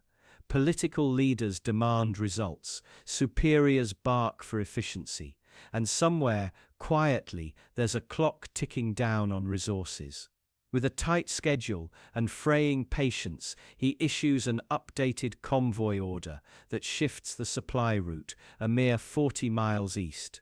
On paper, it's negligible, a harmless adjustment, but deserts don't care about paperwork. This slight deviation pushes the convoy into a region where groundwater is even scarcer. Temperatures crest well above 120 degrees, and subtle dunes conceal old minefields left by conflicts no one bothers to remember. As hours stretch into days, the trucks slow, then halt. Tires sink into loose sand, fuel gauges dip dangerously low. Water supplies, calculated for a shorter journey, dwindle under the hammer of relentless sun. Inside those trucks are hundreds of refugees, families who fled violence, mothers nursing listless babies, old men whose eyes have long since lost their shine. They were promised safe passage, a new start. Instead, they find themselves marooned in an indifferent wasteland. Day after day, heat gnaws at their sanity. Skin cracks, lips bleed, children grow too weak to cry. A misplaced order, just a tiny bureaucratic ripple, has become a sentence of torment. Rescue teams don't arrive in time. Bureaucracy lumbers at its own indifferent pace, choked by paperwork, authorizations, and disputes over jurisdiction. Meanwhile, the desert continues its silent work. By the time help finally appears on the horizon, it's met with an awful quiet, bodies half buried in sand, abandoned belongings scattered like broken promises. Here's the part that twists the knife. The officer who signed the revised order. He still sits at his desk, likely believing he made the best decision with the data available. He'll submit reports, attend meetings, maybe even receive commendations for staying efficient under pressure.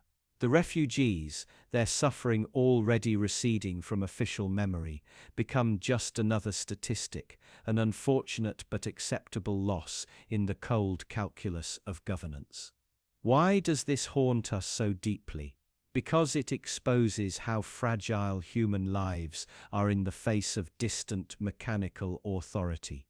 How a single misguided pen stroke can doom scores of innocents who have no voice, no recourse, and no power to correct the error. It reveals that catastrophe isn't always born of malice. Sometimes it flowers from nothing more sinister than haste, arrogance, or the illusion that small decisions don't echo. And maybe that's the real terror. The realization that your own fate, where you live, whether your children grow up safe, whether you wake tomorrow under a roof or under an open, pitiless sky, might hinge on a stranger in a room full of buzzing lights, drawing a line ever so slightly off course. A line that becomes your lifeline or your death sentence without you ever knowing. But there's something even more chilling, waiting just ahead.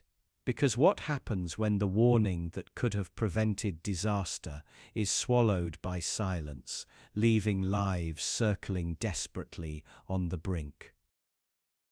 It started with a transmission so ordinary it barely raised an eyebrow, a slight discrepancy in air traffic scheduling, a few lines of miscommunication between ground control and pilots already fatigued by long-haul hours. You'd think that in a world dominated by precision, technology, and relentless checks, a muted warning would be impossible to overlook. But that's the irony. Sometimes the system is so vast, so complex, that a single soft whisper gets lost in its own machinery. Picture dozens of planes slicing through the night sky, their navigation lights painting slow arcs across the darkness. Each pilot trusting a network of signals, readings and voices from below. But that voice, the one meant to guide them safely in, was compromised, hesitant, uncertain, too quiet to break through the steady hum of cockpit noise and radio chatter. A message meant to divert traffic away from an overburdened runway came out garbled, lacking the urgency needed to spark immediate action. So planes kept coming, stacking up in neat holding patterns, like polite guests waiting for a dinner table that would never clear. Minutes passed, then more. Pilots ran calculations over and over, watching their fuel reserves dwindle. What happens next is a psychological slow burn, because running out of fuel isn't an explosion, it's a creeping dread. Each cockpit became a pressurized chamber of restrained panic. Small lights flickered, alarms chirped gently at first. Pilots exchanged clipped words, hiding their rising anxiety behind decades of training. But the truth was brutal. They were running out of options. Down below, ground controllers scrambled. That muted warning had triggered a cascade no one could stop. Incoming aircraft couldn't land fast enough. Departing aircraft couldn't clear the runways quickly enough. The delicate choreography of aviation unraveled in real time, not with catastrophic crashes, but with a tense orchestration of emergency procedures. Diversions to distant airports, desperate requests for priority landings, passengers clutching armrests as engines sputtered and pilots stretched glides for precious extra seconds. And yet, this wasn't a disaster you could pin on a single villain. There was no saboteur cutting fuel lines, no madman in a tower cackling. Just human systems doing what they often do, underestimating the weight of small errors. A warning not spoken forcefully enough. A tired mind choosing to wait one more minute before escalating. The language of near misses is always full of sterile reports and acronyms, but behind them lurk raw, fragile human decisions. What's most unsettling is how close it all came to unraveling completely. A few gallons less fuel in a handful of tanks, a storm system nudging just a bit closer, and those gentle diversions could have transformed into hard impacts. Lives would have been measured in seconds, reduced to black boxes and tragic headlines.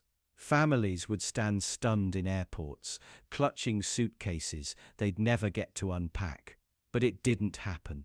Not this time. The catastrophe remained hypothetical, locked in the tense breath-holding that defines so many of our near misses. And still, hundreds of people landed hours late, hungry, confused, never realizing how close they brushed against oblivion. That's the paradox. Massive systems protect us so effectively that even their failures rarely reveal just how fragile our safety truly is. So next time you're seated by a tiny oval window, tray table, locked, listening to the engines roar beneath you, consider this: the skies are full of silent dramas you'll never hear about. Minor warnings, muted or missed, that might have rerouted your fate entirely.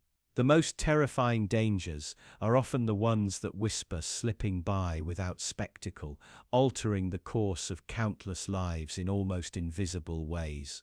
And speaking of invisible forces with devastating reach, wait until you see how a single misplaced shipment brought global vaccine distribution to its knees. Picture a warehouse at the edge of a sun-scorched highway. Trucks idle, forklifts whine, workers hustle to meet an impossible schedule. Inside, stacked high on pallets, sit thousands of doses of a desperately needed vaccine. Each vial, fragile glass, cradling a promise, immunity, relief, a breath of safety in a world clawing to survive. Then, in the space of one mundane oversight, that promise vanishes. A paperwork error, a mislabeled crate, a single phone call never made. The shipment goes missing. It's rerouted to the wrong distribution hub, where it languishes for days in an unmonitored storage unit. By the time it's found, the temperature controls have failed. The vaccines spoil, potency lost forever. You might think, so what? It's just one shipment. A few thousand people will have to wait. But scale that delay by geography and by time. Remote villages that had counted on these doses continue to suffer. Local outbreaks flare, hospitals overflow, and the disease spreads like ink on water. Tiny ripples, born of logistical neglect, radiate outward, staining entire communities. Meanwhile, think of the chain reaction among families. Grandparents who might have been protected instead fall ill, infecting caretakers who then carry the virus into crowded workplaces. Children watch parents wheeled into ambulances, fear soaking their small frames.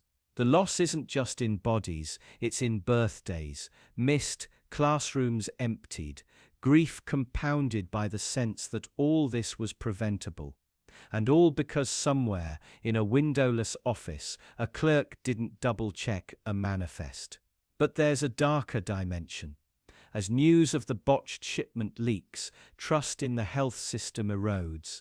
Conspiracy theories breed in the void where competence should have been. They lost it on purpose, some whisper. They want us sick. Fear metastasizes, mutating into defiance. Vaccination campaigns falter as suspicion festers. More people refuse the shot altogether, multiplying the harm sparked by a single, overlooked shipment. Notice how none of this devastation required malice. No shadowy villains plotted to spread disease. It only took a moment's negligence, a casual shrug in the machinery of distribution. The catastrophe wasn't born of evil, it was born of ordinary human fallibility. That's what makes it so haunting. We want our disasters to come with villains we can punish, stories with clean moral lines. But sometimes ruin comes wrapped in nothing more sinister than fatigue or distraction. Then there are the unrecorded tragedies. Knoweth the hue unrecorded tragedies. The small business owner who thought reopening was finally safe and took out a loan, only to shut down weeks later as new cases surged. The nurse who broke down sobbing in a storage closet because every bed was full again. The teenager who lost another year of normal life, buried under remote learning and silent dinners. All of them, casualties of a shipment that simply didn't arrive when it should have. Think about how delicately balanced our systems truly are, how one missing truck can tip the scales, sending shockwaves through economies, hospitals, living rooms.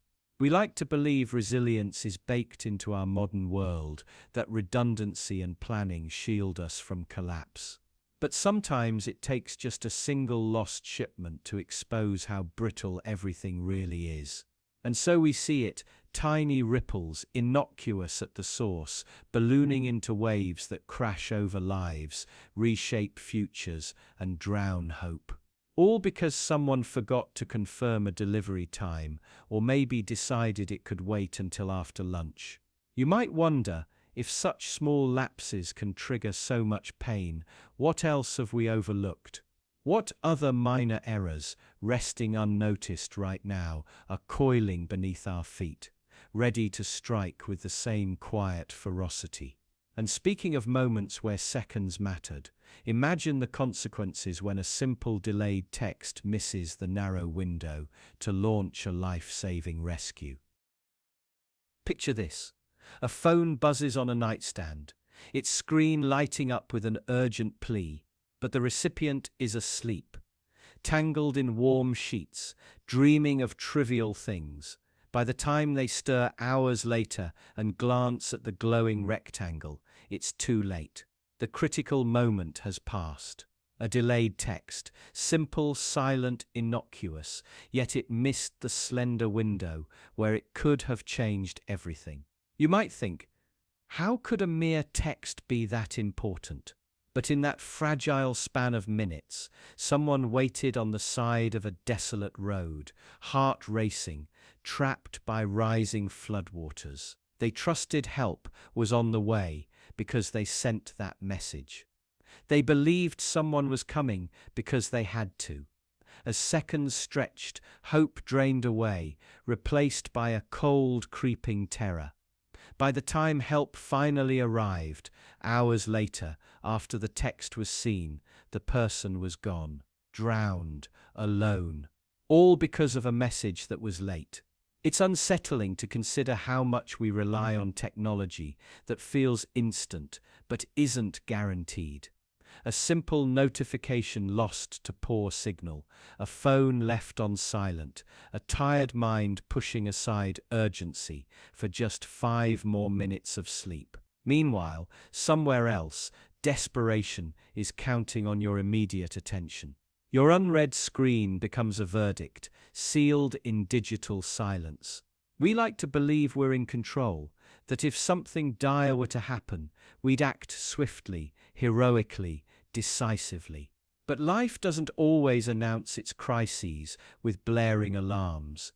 Sometimes it whispers through a vibration on a nightstand, waiting for a sleepy hand to reach over.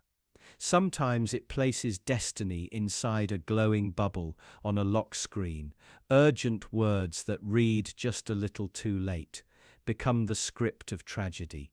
And think about how easily we dismiss these moments. We tell ourselves it's just bad luck, that no one could have known, that technology failed, or circumstances were cruel. But deep down, there's a gnawing discomfort. What if the catastrophe hinged on something as absurdly small as when we last checked our phone? What if the outcome of a life or death moment was dictated by an algorithm's delay or your tired decision to roll over and close your eyes again? Worse still is imagining the endless alternate timelines. In one, the phone buzzes, eyes snap open, adrenaline kicks in, and someone races out the door, arriving just in time to pull a friend from rising waters. In another, the same scenario plays out, except you wake 10 minutes later to a chilling silence. One choice, or rather, one unchosen moment, fractures reality into lives saved or lost. We don't often appreciate how these tiny ripples of inaction, these delayed texts, these ignored calls, expand into tidal waves of consequence. Because the truth is, tragedy rarely announces itself with grandeur. It often waits in the mundane, hidden in small hesitations, minor oversights, ordinary human flaws, and that's terrifying. It means catastrophe isn't always the result of monstrous acts or colossal errors. Sometimes it blooms quietly from the gap between a message sent and a message seen. So tonight, as you set your phone on silent, as you promise yourself you'll deal with everything tomorrow, remember, not every crisis waits politely for you to be ready. Sometimes the thin line between rescue and ruin is drawn by something as simple, as fragile as a delayed response. And if that chills you, it should. Because next, we'll explore how a dropped call, so brief, so ordinary, interrupted the fragile peace of warring sides, shattering a moment that could have ended bloodshed before it ever began. Picture a small, dimly lit room in a war-torn city. The air is tense, heavy with stale sweat and anxious breaths. Around a battered wooden table, exhausted men sit, military commanders, diplomats, fragile intermediaries, trying to carve out the miracle of a ceasefire. Hundreds, maybe thousands. Civilians trapped between advancing forces, children who haven't slept without nightmares in weeks, families clinging to the hope that today, finally, the guns might fall silent. They're close. You can hear it in the lowered voices, the way pens hover over documents, the nervous tapping of fingers on folders, one last concession, one final clarification. The agreement is ready to be signed. All that remains is a quick confirmation call, a final check-in with a general miles away, whose approval is the last green light needed before ink meets paper. So someone picks up a phone, dials, waits. The line crackles once, twice, then cuts out completely. Just static, an ominous hiss filling the room where hope moments ago had begun to swell. They try again. Same result. The call drops. They wait, tense, trying to reconnect. Minutes bleed out. The momentum shifts. Distrust slithers back in. Old accusations reawaken. Was the line cut on purpose? Is this a trick? A stall tactic for reinforcements to reposition? Silence morphs into suspicion. One commander pushes back from the table. His chair scrapes the floor like a gunshot. Another crosses his arms, eyes narrowing. Words grow sharper, each sentence layered with old grievances, decades of blood and betrayal surfacing all over again. That one dropped call becomes a tiny wedge that splits fragile unity wide open. Before long, voices rise to shouts, threats. Someone storms out. The meeting dissolves into chaos. Outside, the city holds its breath. Snipers scan ruined streets. Artillery crews wait with hands on triggers, unaware that a missed connection, a simple technical failure, has just sealed their orders to keep fighting. Civilians huddle in basements, mothers hush crying babies, never knowing that a phone glitch miles away decided their fate. It's horrifying, isn't it? How something so small, so mundane, a dropped call, could ripple outward with such monstrous consequences. You might tell yourself that real history doesn't work like this, that wars and massacres hinge on grander causes. But reality is rarely that clean or fair. Often it's fragile, absurdly so. A cheap switchboard failing at the worst possible second. A poorly maintained relay tower. Even atmospheric interference from a distant storm. A chain of microscopic details that together produce catastrophe. Worse still is how invisible this chain remains to those who pay the ultimate price. The soldier blown apart by mortar fire tomorrow won't curse a faulty phone line. His family won't light candles over a dropped call. They'll blame generals, or fate, or God. And they won't be wrong, but they'll also never know how close peace had come, only to be shattered by a flicker in the wires. It should make you shiver. This brutal randomness, how tiny failures can cascade into rivers of blood. How so much horror depends not on evil plans or monstrous intentions, but on fragile systems, fallible humans, bad timing. It reveals a world far more terrifying than one governed by villains, because at least villains can be fought. But how do you wage war on chance? Hold on to that thought, because next we're stepping into an equally absurd unraveling, where a simple typo in a block of computer code brought an entire nation's air traffic to a standstill. What if I told you that the entire air traffic control system of a country, millions of lives in the air and on the ground, could be undone by a single tiny mistake? Not a terrorist attack, not a sophisticated cyber weapon, just a simple human error. A programmer, tired from countless hours staring at lines of code, types one wrong character. Maybe it's a hyphen instead of an underscore. Maybe it's a zero where there should have been the letter O. Tiny, insignificant. Until suddenly, it isn't. Imagine this, flights crisscrossing the sky, thousands at once, each relying on precise signals and constant communication to avoid catastrophe. Beneath this delicate ballet of airplanes is an ocean of software humming invisibly, orchestrating every route, every descent, every safe landing. It's elegant, almost miraculous, but also terrifyingly fragile. All it takes is one line of corrupted code to snap the entire web. And that's exactly what happened. A technician uploads an updated module, a routine patch meant to fix a minor glitch. No alarms, no obvious sign of doom. The system swallows the new code without protest. But hidden in that code is a tiny typo that corrupts a memory allocation process. Hours later, seemingly out of nowhere, radar screens across the region start to flicker.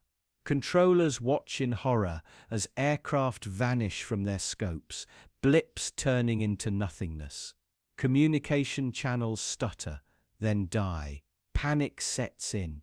Pilots orbit aimlessly in the sky, unable to get clearance to land. Some circle until fuel warnings begin to scream through their cockpits. Others risk blind descents, relying on outdated visual approaches, hoping they're not on a collision course with another equally desperate aircraft. On the ground, emergency protocols activate, but even these depend on data that is now scrambled, lost to that tiny, overlooked error. It's almost poetic how something so colossal can be brought to its knees by something so microscopic. It's the butterfly effect, with darker wings. A single misplaced symbol triggers a cascade of software crashes, human panic, near misses that will haunt air traffic controllers for the rest of their lives. And all of it, all that chaos, because someone was exhausted, distracted, or maybe just unlucky for a split second. But think deeper. This isn't just about airplanes, it's about the systems we build and blindly trust. The invisible architecture of our modern world, traffic lights, banking systems, medical devices, nuclear reactors, runs on countless lines of code written by fallible, fragile human beings. Every day, we bet our lives on the assumption that nobody made a mistake. We trust these hidden systems because to acknowledge how easily they can fail is too terrifying to bear. And here's the most unnerving part. After the crisis is over, after emergency teams patch the bug and flights resume, life goes on. Passengers complain about delays, airlines sort through insurance claims, and eventually the story fades. People forget until it happens again. Somewhere else, with different code, a new typo, another sleepy programmer. The system resets, but the fragility never disappears. So the next time you step onto a plane, pause and feel the weight of that trust. It's not just in the pilots or the engineers. It's in countless unseen hands, in imperfect humans tapping at keyboards under fluorescent lights. One misplaced keystroke away from reminding us all how thin the line is between order and catastrophe. And speaking of thin lines, wait until you hear about how a tiny misaligned lens sent a satellite worth hundreds of millions spinning off course, lost in the emptiness of space. Picture a sleek metal bird orbiting hundreds of miles above the Earth, carrying with it the hopes of nations, billions of dollars, and the intricate trust of global systems that depend on its precision. Now imagine that all of this hangs precariously on something as mundane as a tiny glass lens. A lens smaller than your fingernail, polished by human hands that are anything but infallible. One slip, one microscopic imperfection, and the entire purpose of this satellite shifts from certainty to chaos. This is the story of how a misaligned lens misdirected an orbiting satellite. It's a story of how our grand technological marvels are secretly held hostage by the tiniest, most fragile components, components as vulnerable as the flawed human eyes that inspect them. When engineers first tested the satellite's optics, everything on the ground appeared flawless. Readings fell within tight tolerances, Datasheets sparkled with reassuring numbers, and the launch clock ticked down with quiet inevitability. But hidden within that tiny lens was a minute imperfection, so small it escaped multiple inspections, so insignificant it was waved away under the pressure of deadlines and the soothing lie of probability. Then, after launch, the lens did exactly what physics demanded it would do. It refracted light just slightly off-axis. A beam intended to target a point on Earth with meter-level accuracy was now off by miles. Imaging systems that were supposed to guide agricultural planning, military operations, even climate studies, began sending back data that looked eerily skewed. Forests appeared displaced, coastlines stretched unnaturally, roads curved where they should have run straight. This wasn't a glitch that simply ruined pretty pictures.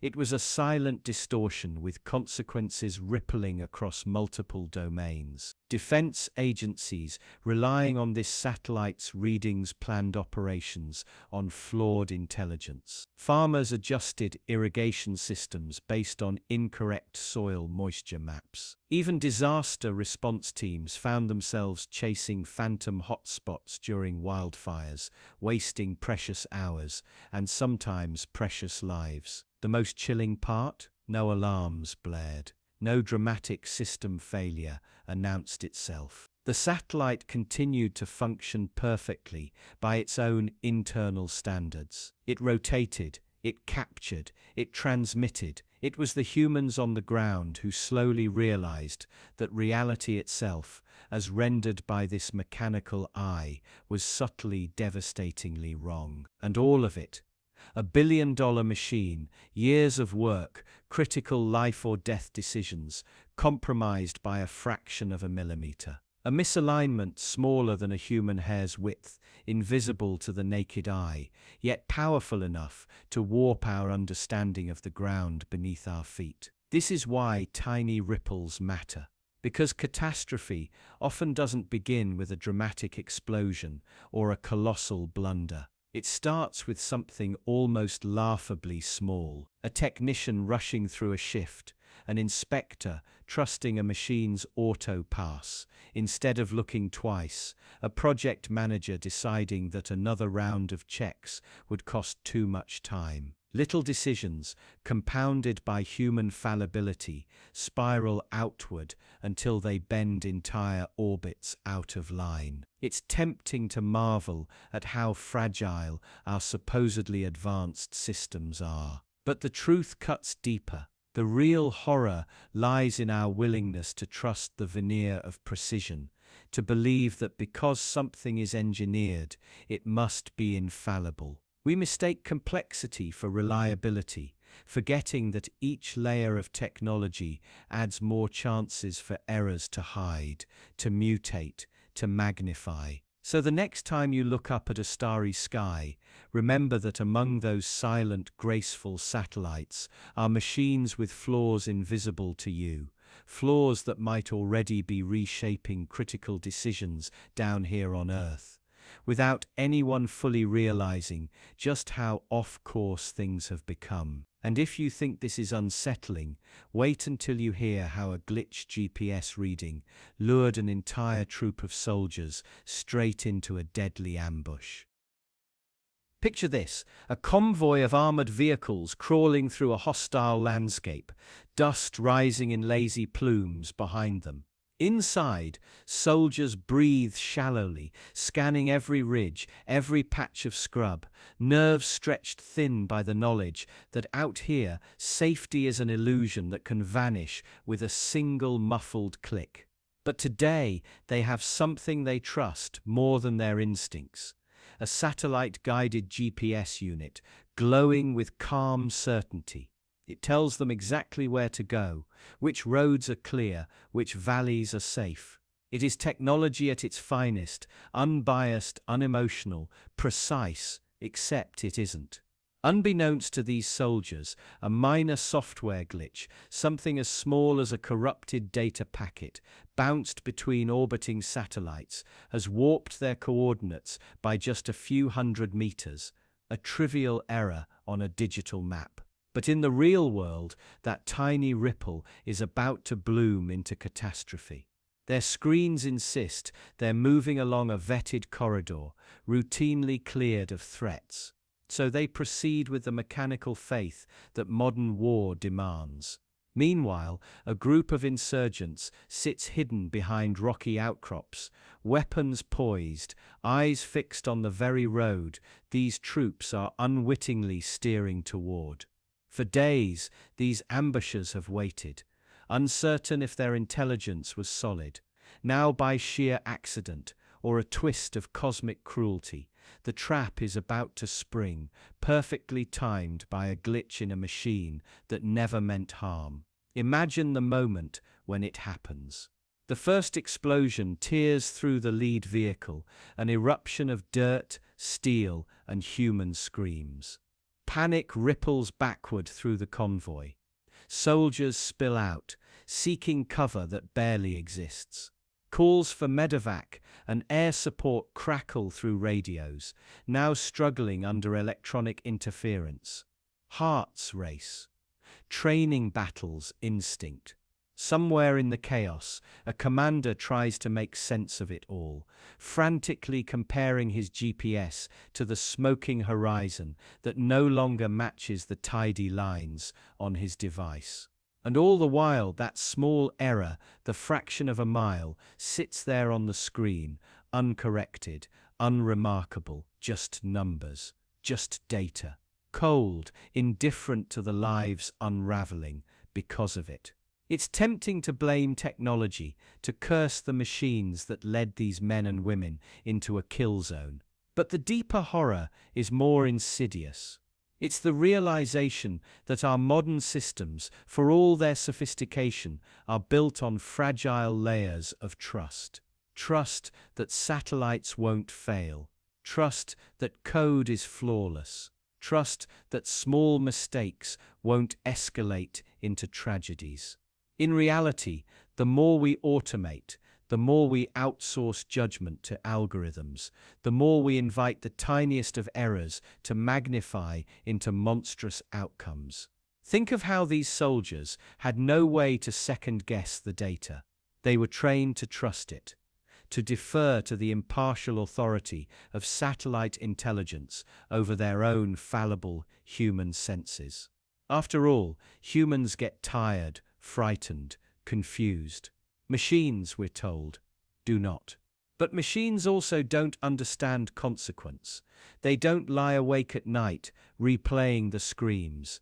They don't write letters to grieving families. There's a subtle, stomach-churning irony in all of this.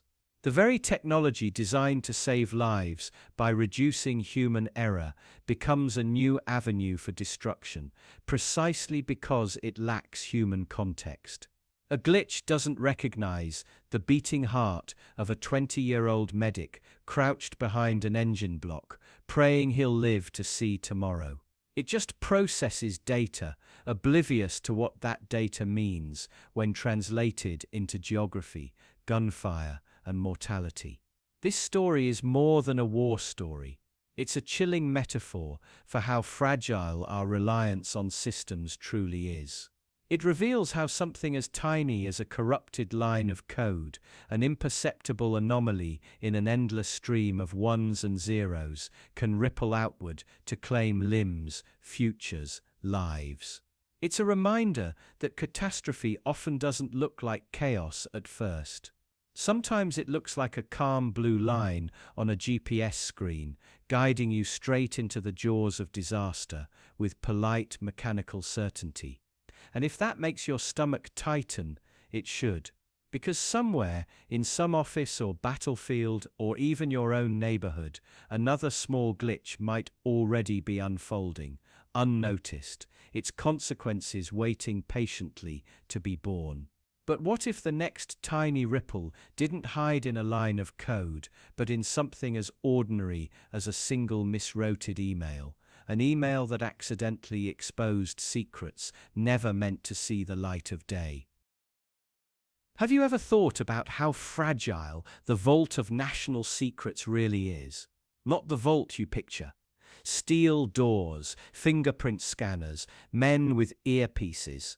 No, I'm talking about the invisible vault, the one sealed by human fallibility. The vault that depends entirely on the hope that each person in the chain does their tiny part flawlessly. Now imagine that entire system undone by a single careless moment, someone typing too fast, an address book auto-filling the wrong contact, and then send. That's exactly what happened. A high-ranking intelligence officer, juggling multiple crises, sent an email containing highly classified details, names of undercover assets, surveillance plans, covert operations timelines. Instead of landing in a secure government inbox, it found its way to a private citizen, someone with no clearance, no ties, no idea what they were about to read. Picture opening your inbox on a sleepy morning, half dreaming about your coffee, and seeing an email labeled top secret EAs only. You think it's spam. You almost delete it.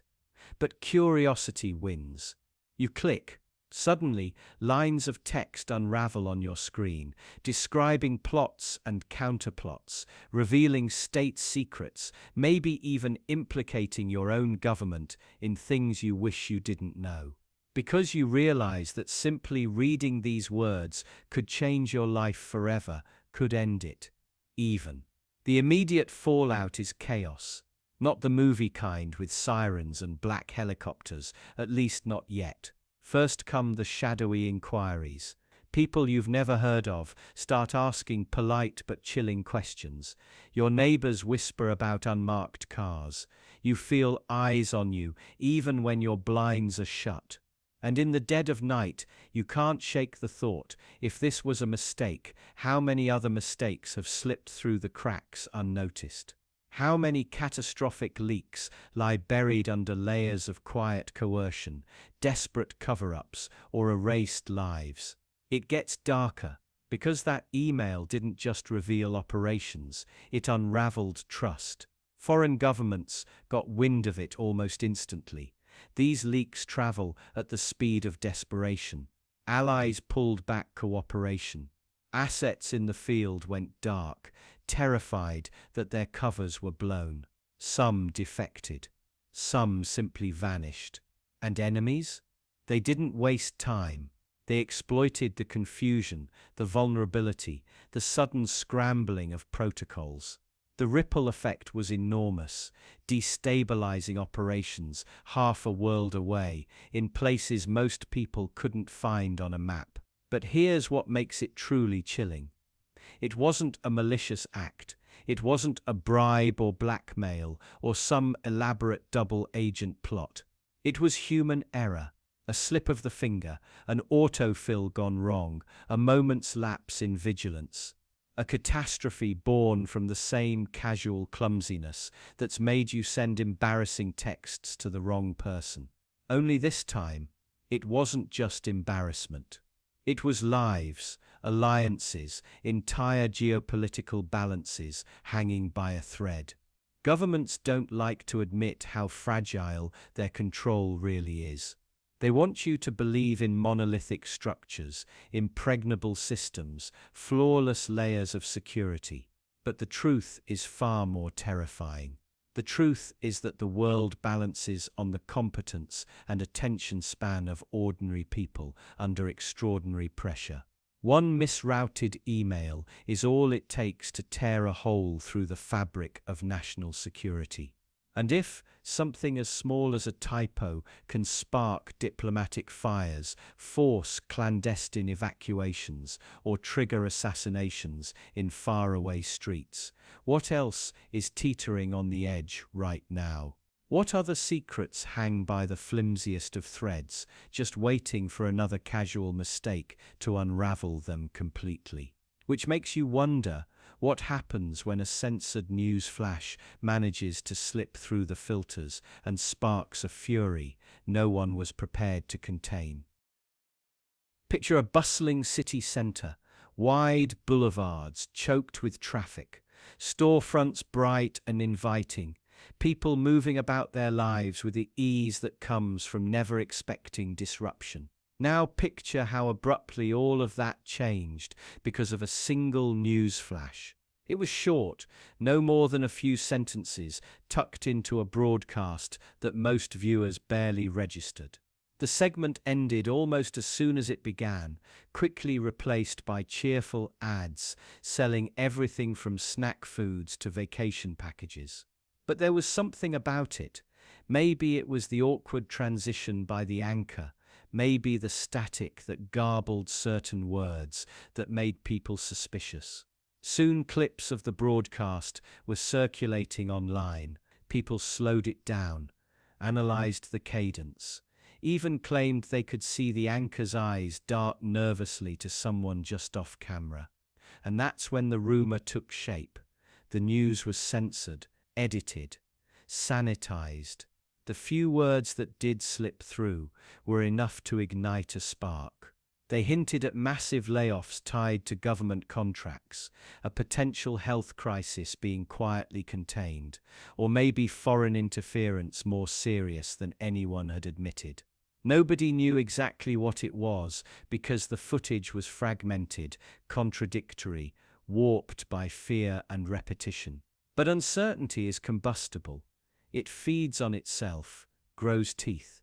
Within days, the city transformed. The same people who once hurried past each other with eyes glued to their screens were now clustered in tense knots, trading conspiracies like currency. Placards were hastily scrawled, chants improvised, marches organized by strangers who met in encrypted chat rooms only hours earlier. The protests swelled, blocking intersections, overrunning shopping districts, finally coalescing outside municipal buildings in a writhing sea of bodies. At first, the demands were broad: transparency, accountability, the truth, whatever that meant. The authorities responded, as they always do, with solemn statements that said nothing, with promises of reviews and commissions destined to dissolve quietly when the headlines moved on. But people weren't ready to move on. The lack of answers only deepened their conviction that something monstrous lurked behind the polished veneer of official statements. Think about how fragile it all is. A society held together by collective agreement, by the assumption that the information reaching you is at least mostly true. Shatter that trust, even with a rumor, and suddenly every street becomes a fault line. Friends turn on each other over whose version of the hidden truth is real. Businesses shutter as employees join the marches or simply stay home, afraid to become collateral in clashes between protesters and riot police. The economy staggers, the city bleeds revenue, hospitals report rising cases of stress-induced collapses. And it all traces back to that moment, that censored news flash that everyone is still trying to piece together. What's chilling is how little it takes. Not a bomb, not a plague, not even a direct lie, just an omission. A subtle cut in the middle of a sentence. A stifled cough that sounded too rehearsed. The uncomfortable knowledge that someone, somewhere, decided what you were allowed to know. And once that seed is planted, it grows invasive roots that split open the very foundation of trust. Maybe you believe mass protests need grand causes, unjust wars, devastating poverty, grotesque abuses of power. But more often, they're sparked by something deceptively small. A tiny ripple that reveals a much deeper current of unease. People don't just riot because they're angry. They riot because for the first time they're forced to confront how thoroughly their perception of reality depends on forces beyond their control. So next time you hear a news brief cut short, or see a journalist's eyes flick nervously off camera, ask yourself, what would it take for you to step into the streets and demand answers? How much uncertainty can you tolerate before suspicion becomes conviction, and conviction becomes action? Keep that question close, because in a moment we're going to explore something even stranger, a reversed polarity that silently corroded a major oil pipeline, all because no one thought to question the most basic assumptions. Picture an engineer standing in a quiet control room, staring at a panel of blinking lights, completely unaware that a single reversed polarity was about to become the butterfly flapping its wings toward catastrophe. It started with a maintenance crew, exhausted and rushing under the strain of deadlines, swapping two cables, positive where negative should be, negative where positive belonged. A mistake so tiny it could hide inside the crack of a fingernail. But inside that error was a dark seed waiting to bloom. This reversal corrupted the system's grounding protocols. Alarms meant to trigger under duress stayed silent. Sensors, believing all was well, fed a reassuring stream of false data back to headquarters. Meanwhile, deep within the steel belly of the pipeline, stray electrical currents began to dance like tiny devils. Where they traveled, they left microscopic scars, small pits of corrosion, invisible to the naked eye, but devastating in their persistence. It whispers to molecules, persuades atoms to abandon their orderly bonds. Over weeks and months, those micro scars grew into jagged cavities, like rot spreading inside the trunk of a tree. Engineers, reading their consoles and seeing stable flow rates, slept soundly at night, blind to the invisible betrayal unfolding beneath forests, rivers, and towns. And then came the day of rupture. It didn't announce itself with a thunderclap. It began with a subtle hiss, a sigh of pressure escaping where metal had grown as fragile as eggshell. That hiss swelled into a roar, and in an instant, thousands of gallons of crude oil gushed forth, saturating soil, poisoning water, staining everything it touched with a viscous black guilt. The company issued statements. They blamed unexpected wear, anomalies, statistical outliers. But if you traced it back far enough,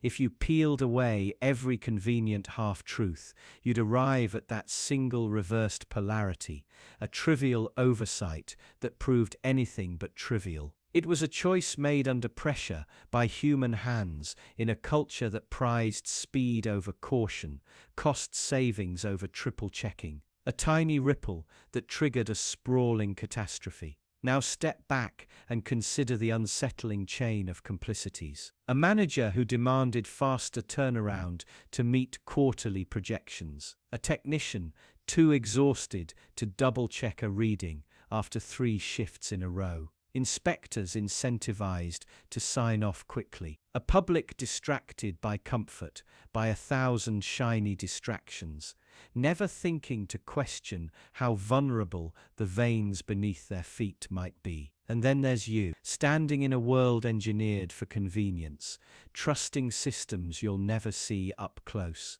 hoping expertise will protect you from the monstrous consequences of tiny mistakes. You imagine failures come from grand gestures, massive explosions, clear acts of sabotage. But most disasters begin with a reversed wire, an overlooked decimal, a tired decision made in a moment that didn't seem to matter. That's the terrifying poetry of it. Catastrophes don't need villains twirling mustaches. They need only ordinary people under ordinary stresses making ordinary errors. Tiny, almost tender missteps that ripple outward, carrying consequences far larger than anyone ever dreamed. And if something so small could rupture a pipeline, imagine what a mere flicker of lost electricity could do to decades of human knowledge. Because next we'll explore how a brief power failure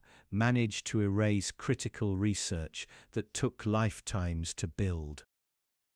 Picture a massive laboratory complex, acres of polished floors, humming machines, data centers stretching for miles beneath the surface. Inside, decades of research are crystallized into fragile electric pulsars, pioneering work on disease prevention, environmental recovery, even the neurological basis of consciousness. It's the kind of research that could reshape humanity's future. Now imagine how all of it, every line of code, every experiment log, every insight too large to fit into a human mind, hangs by a thin thread of electricity. And then, for a brief, almost laughably mundane reason, a power hiccup, maybe caused by a squirrel in a transformer, maybe just a gust of wind, misaligning a fragile cable, the lights flicker, servers shut down, backups that were supposed to trigger, corrupted, the secondary power arrays that were inspected last quarter. Turns out someone checked the wrong boxes. Within seconds, decades vanish. Engineers scramble to reboot systems. Scientists pound keyboards, whispering desperate prayers to inanimate machines. But the data is gone. Not misplaced, not hidden, gone, like it never existed. You have to understand the scale of this loss. Hundreds of careers reduced to stunned silence. Generations of knowledge evaporated in a breath. Think of all the global initiatives that quietly depended on this research: pharmaceutical pipelines, climate models, AI developmental frameworks. Entire futures severed by one power glitch. But here's the unsettling part. Our brains want to blame someone, to find a single villain, a saboteur lurking in the shadows, because it feels better than facing the darker truth that this collapse didn't require malice. Just ordinary human negligence, systems slightly out of sync, and an almost laughable dependence on fragile infrastructure. This is how civilization's greatest triumphs often rest on bizarrely thin ice. Monumental breakthroughs housed in temperature-controlled labs, reliant on technicians who are underpaid and overworked, on power grids so overstretched that a summer heatwave could doom them. You see the irony, don't you? The smarter our technologies, the dumber the risks we take. We build intricate castles of progress on foundations that can't survive a simple surge. Now picture the long aftermath. Academic journals quietly retract papers citing lost datasets. Pharmaceutical companies delay new treatments for diseases that don't politely wait. Young researchers watch their life's work reduced to empty folders. Funding dries up because no investor wants to bet on uncertainty. The global timeline of advancement shifts, not by months, but possibly by generations. All because of a blip that lasted less than the time it takes your heart to beat. It makes you wonder about all the other invisible linchpins holding society together. The unexamined fragilities hiding beneath our illusion of stability. How many of our most trusted systems would collapse under equally trivial strains? How many turning points in history were decided not by grand conspiracies, but by the small mundane failures no one bothered to guard against? And deeper still, think about the people who dedicated their entire lives to that research. The sacrifices, the long nights, the birthdays missed, and relationships strained. All of it erased by a power hiccup. If that doesn't reveal the precarious tightrope we walk, what does?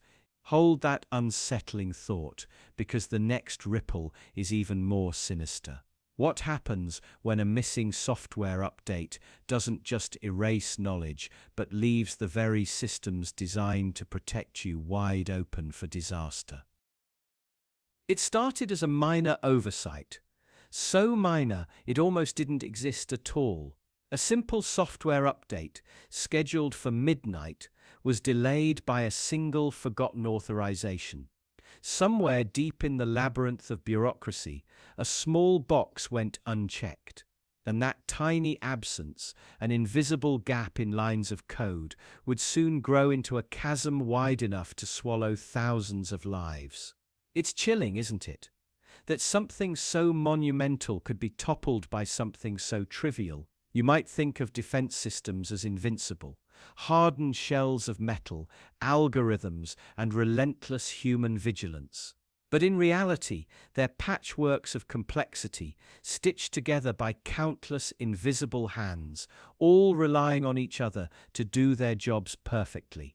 And when one link falters, even for a moment, catastrophe slips through. Picture a defense radar array, tasked with monitoring hostile skies. For years, it functioned flawlessly, swatting down threats before they ever crossed the border. But the missing update contained a critical fix, a patch for a vulnerability that hackers had quietly discovered. It was a needle-thin crack in the armor, and through it they slid like shadows, unseen, unheard. They planted malicious code that rewrote what the sensors reported. To the operators, the screens glowed green with reassuring normalcy.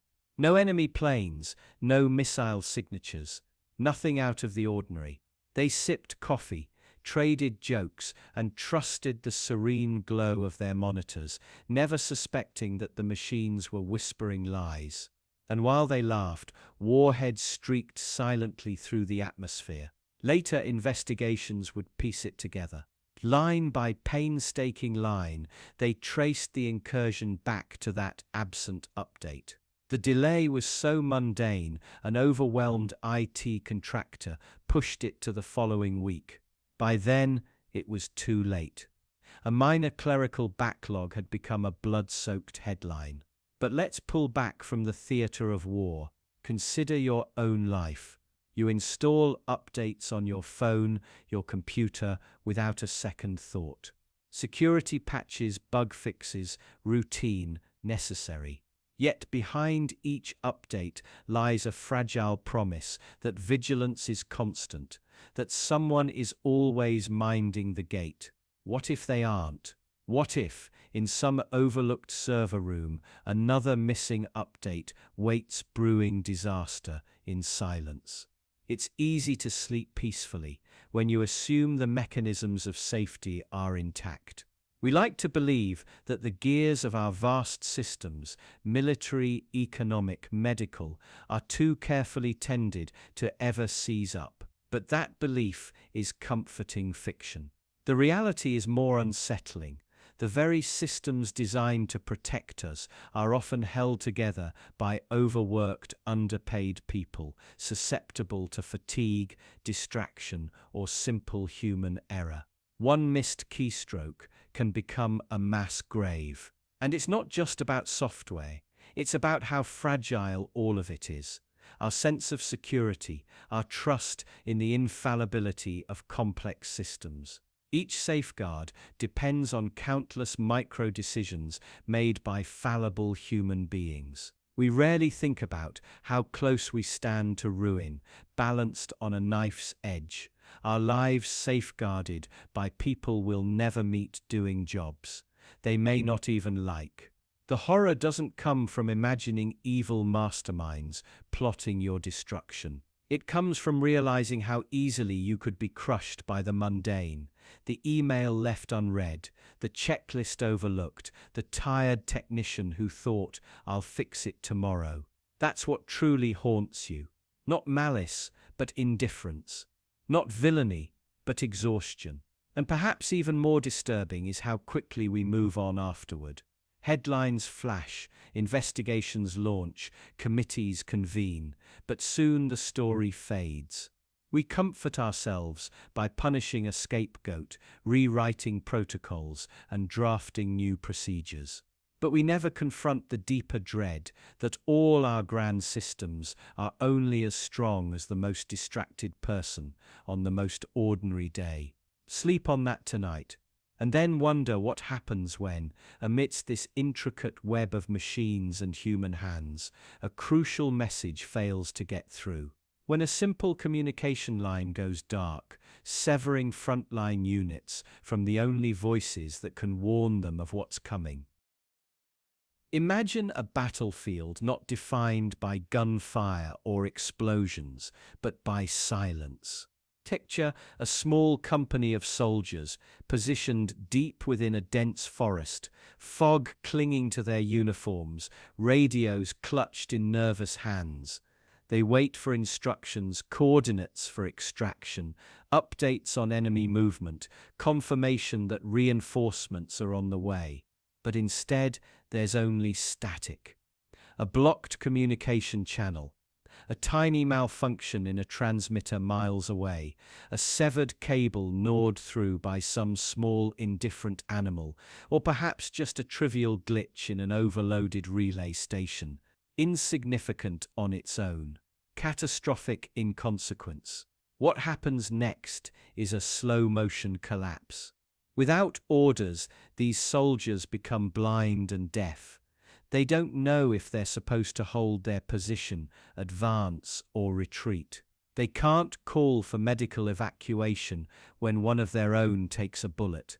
They can't report sightings of the enemy flanking through the underbrush. They can't coordinate with allied units who might be unknowingly marching straight into an ambush.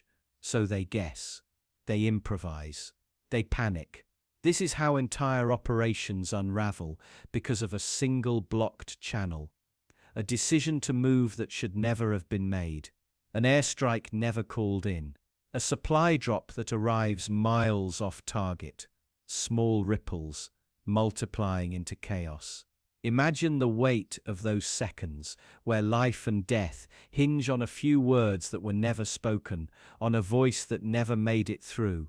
The soldiers start questioning themselves, second-guessing each other, fracturing into desperate little clusters of isolated fear.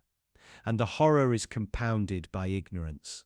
Command back at headquarters watches their blinking dots on a map, assuming all is well. They send no help because they hear no distress. Meanwhile, on the ground, these men and women, hungry, bleeding, terrified, think they've been abandoned. The bond of trust that holds an army together begins to rot. They lose faith in their leaders, in the mission, in each other. But it's not just military catastrophes that are born from blocked communication. Think about your own life. How many relationships have withered not from screaming fights, but from words that were never spoken? How many critical warnings in your body went ignored because signals from your nerves were too subtle, too muffled by daily noise, until suddenly your health crumbled under the weight of unnoticed decay? How many communities failed to rally in time because their members were isolated, unaware of shared threats or common needs? A blocked channel isn't dramatic. It's mundane. That's what makes it so insidious. No grand betrayal, no traitorous whisper in a smoky room, just a missing message, a silence that slowly metastasizes. Silence that gives birth to fear, to miscalculations, to irreversible steps into disaster. Consider how delicate this all is. Entire chains of trust depend on tiny electronic impulses. Transistors, wires, bits of code routing messages through invisible corridors. The smallest interruption, a power surge, a corrupted packet, a damaged satellite dish, and suddenly, people who once moved with unified precision become nothing more than scattered individuals trying to survive on guesswork. That's the dark paradox. Communication is our greatest strength, but also our most fragile dependency. It binds us in shared purpose, yet it can fracture with terrifying ease. And when it does, it doesn't just lead to confusion, it births tragedies. Those frontline soldiers stranded in hostile terrain are just one stark example. But step back, and you'll see the same pattern in governments paralyzed by misinformation, families destroyed by unspoken truths, entire economies teetering because crucial data never arrived where it was needed. In the end, the blocked channel that severed contact with that frontline unit was more than a technical hiccup. It was a doorway that let chaos pour in, unchecked. A single overlooked vulnerability that spiraled into bloodshed, loss, and decades of haunted memories for the survivors who wondered forever what might have been different if only their desperate calls had been heard. And speaking of overlooked vulnerabilities, imagine what damage can come from a tiny leak, contaminating something pure, turning survival itself into a slow, poisonous gamble. Picture a tranquil lake, so clear you can see pebbles on the bottom, tiny fish darting through sunbeams like silver arrows. Now imagine the smallest crack in a rusted barrel at the lake's edge, barely noticeable, a single bead of dark chemical slowly slipping into the water. You'd probably shrug it off. How much harm could such a tiny leak really do? At first, none at all. The lake still sparkles, birds still skim across the surface, families still come to swim and picnic on its banks. Everything appears unchanged, serene, untouched by the quiet poison seeping beneath. That's the first danger.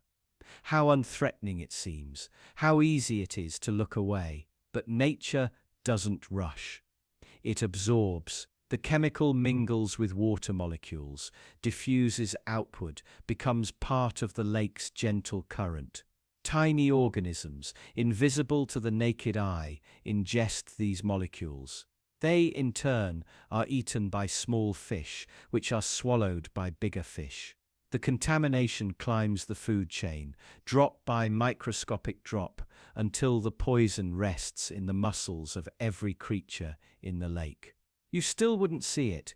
You'd watch kids laughing as they leap off rocks, lovers paddling together, parents teaching toddlers to splash. All of them oblivious to the slow creep of toxicity, trusting the surface beauty to guarantee safety.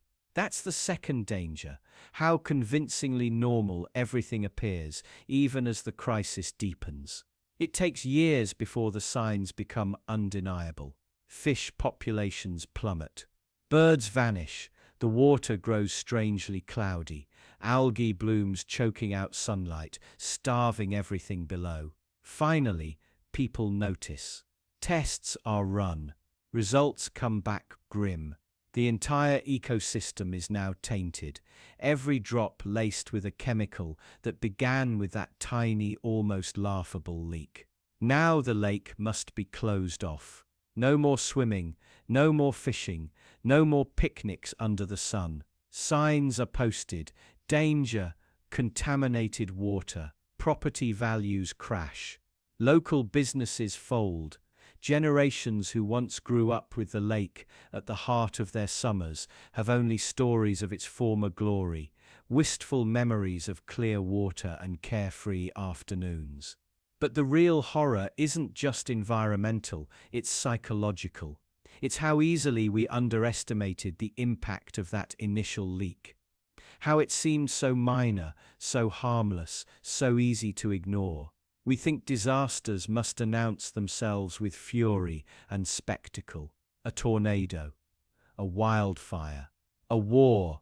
But many catastrophes arrive in whispers, disguised as inconsequential, creeping up so gently, we don't even realize we're standing in ruin until the ruin is complete. There's a darker parallel here, one that's harder to accept, because we're not just talking about a lake, we're talking about ourselves. Your mind, your principles, your sense of integrity, they're just as vulnerable. The little compromises you justify, the small dishonesties you tell yourself are harmless, the quiet acceptance of things that once would have outraged you. Each is its own tiny leak. You think, what damage could this small thing possibly do? It's negligible, barely worth noticing. Until one day you find yourself polluted. The clear lake of who you were, of what you believed, has become murky, tangled with rationalizations and excuses.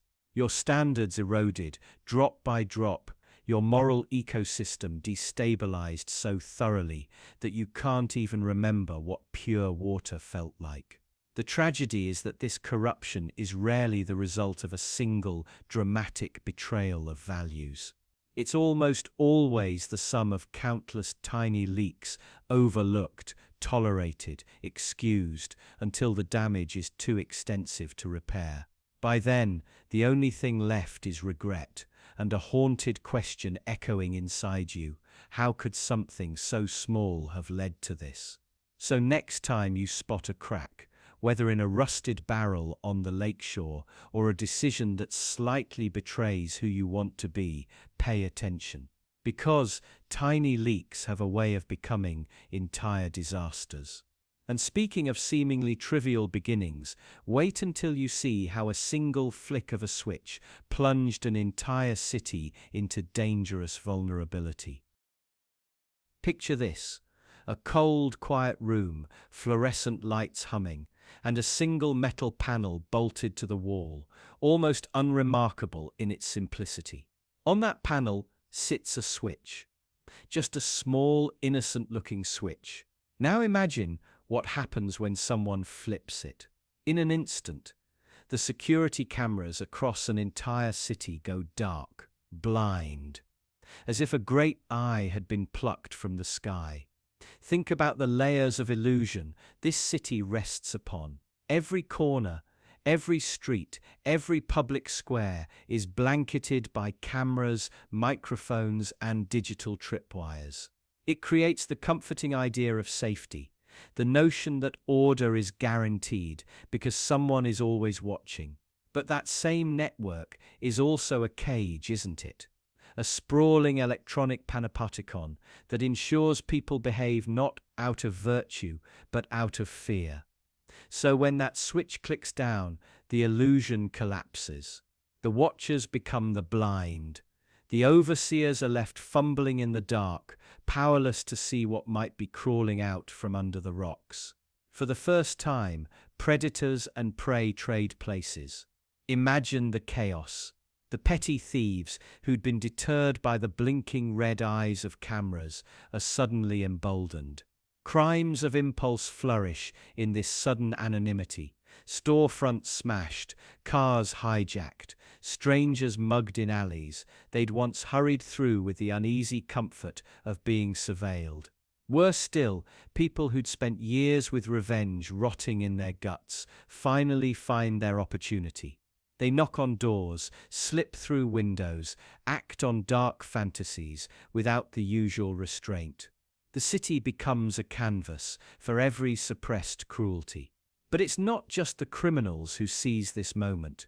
The average citizen, too, changes when stripped of watchful eyes. Some let out a breath they didn't know they were holding. They drive faster, ignore laws they found insulting, whisper secrets they once feared would be overheard. The darkness of unobserved freedom reveals the uncomfortable truth. A frightening amount of morality is performative. Many people are only good because they are afraid of getting caught. And yet, even deeper, more unsettling, is how fragile all this control turns out to be. Entire systems built on billions of dollars of infrastructure, on armies of technicians, on intricate algorithms, all of it undone by one small lever. A single flick of a wrist. Power, order, and security exposed as illusions, propped up by fragile circuits and fragile humans. Ask yourself, who holds this power? The one who flipped the switch? Was it a cyber terrorist with a vendetta? A disgruntled employee, drunk on anger and tequila? Or someone hired by powers even higher, sowing chaos as a means to justify a later crackdown?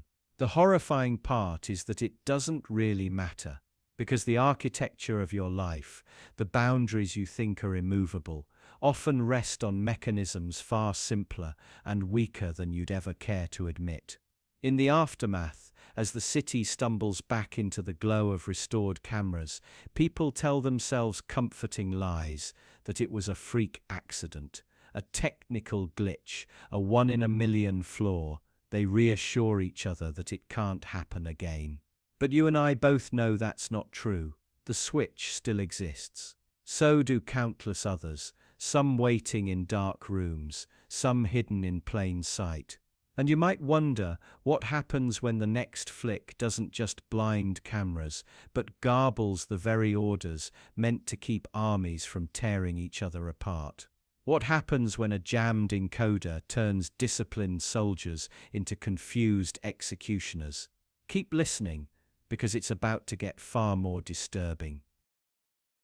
Picture a tense, smoke-filled war room, humming with static and urgency. Radios crackle, screens flash coordinates, and uniformed officers hover over blinking maps.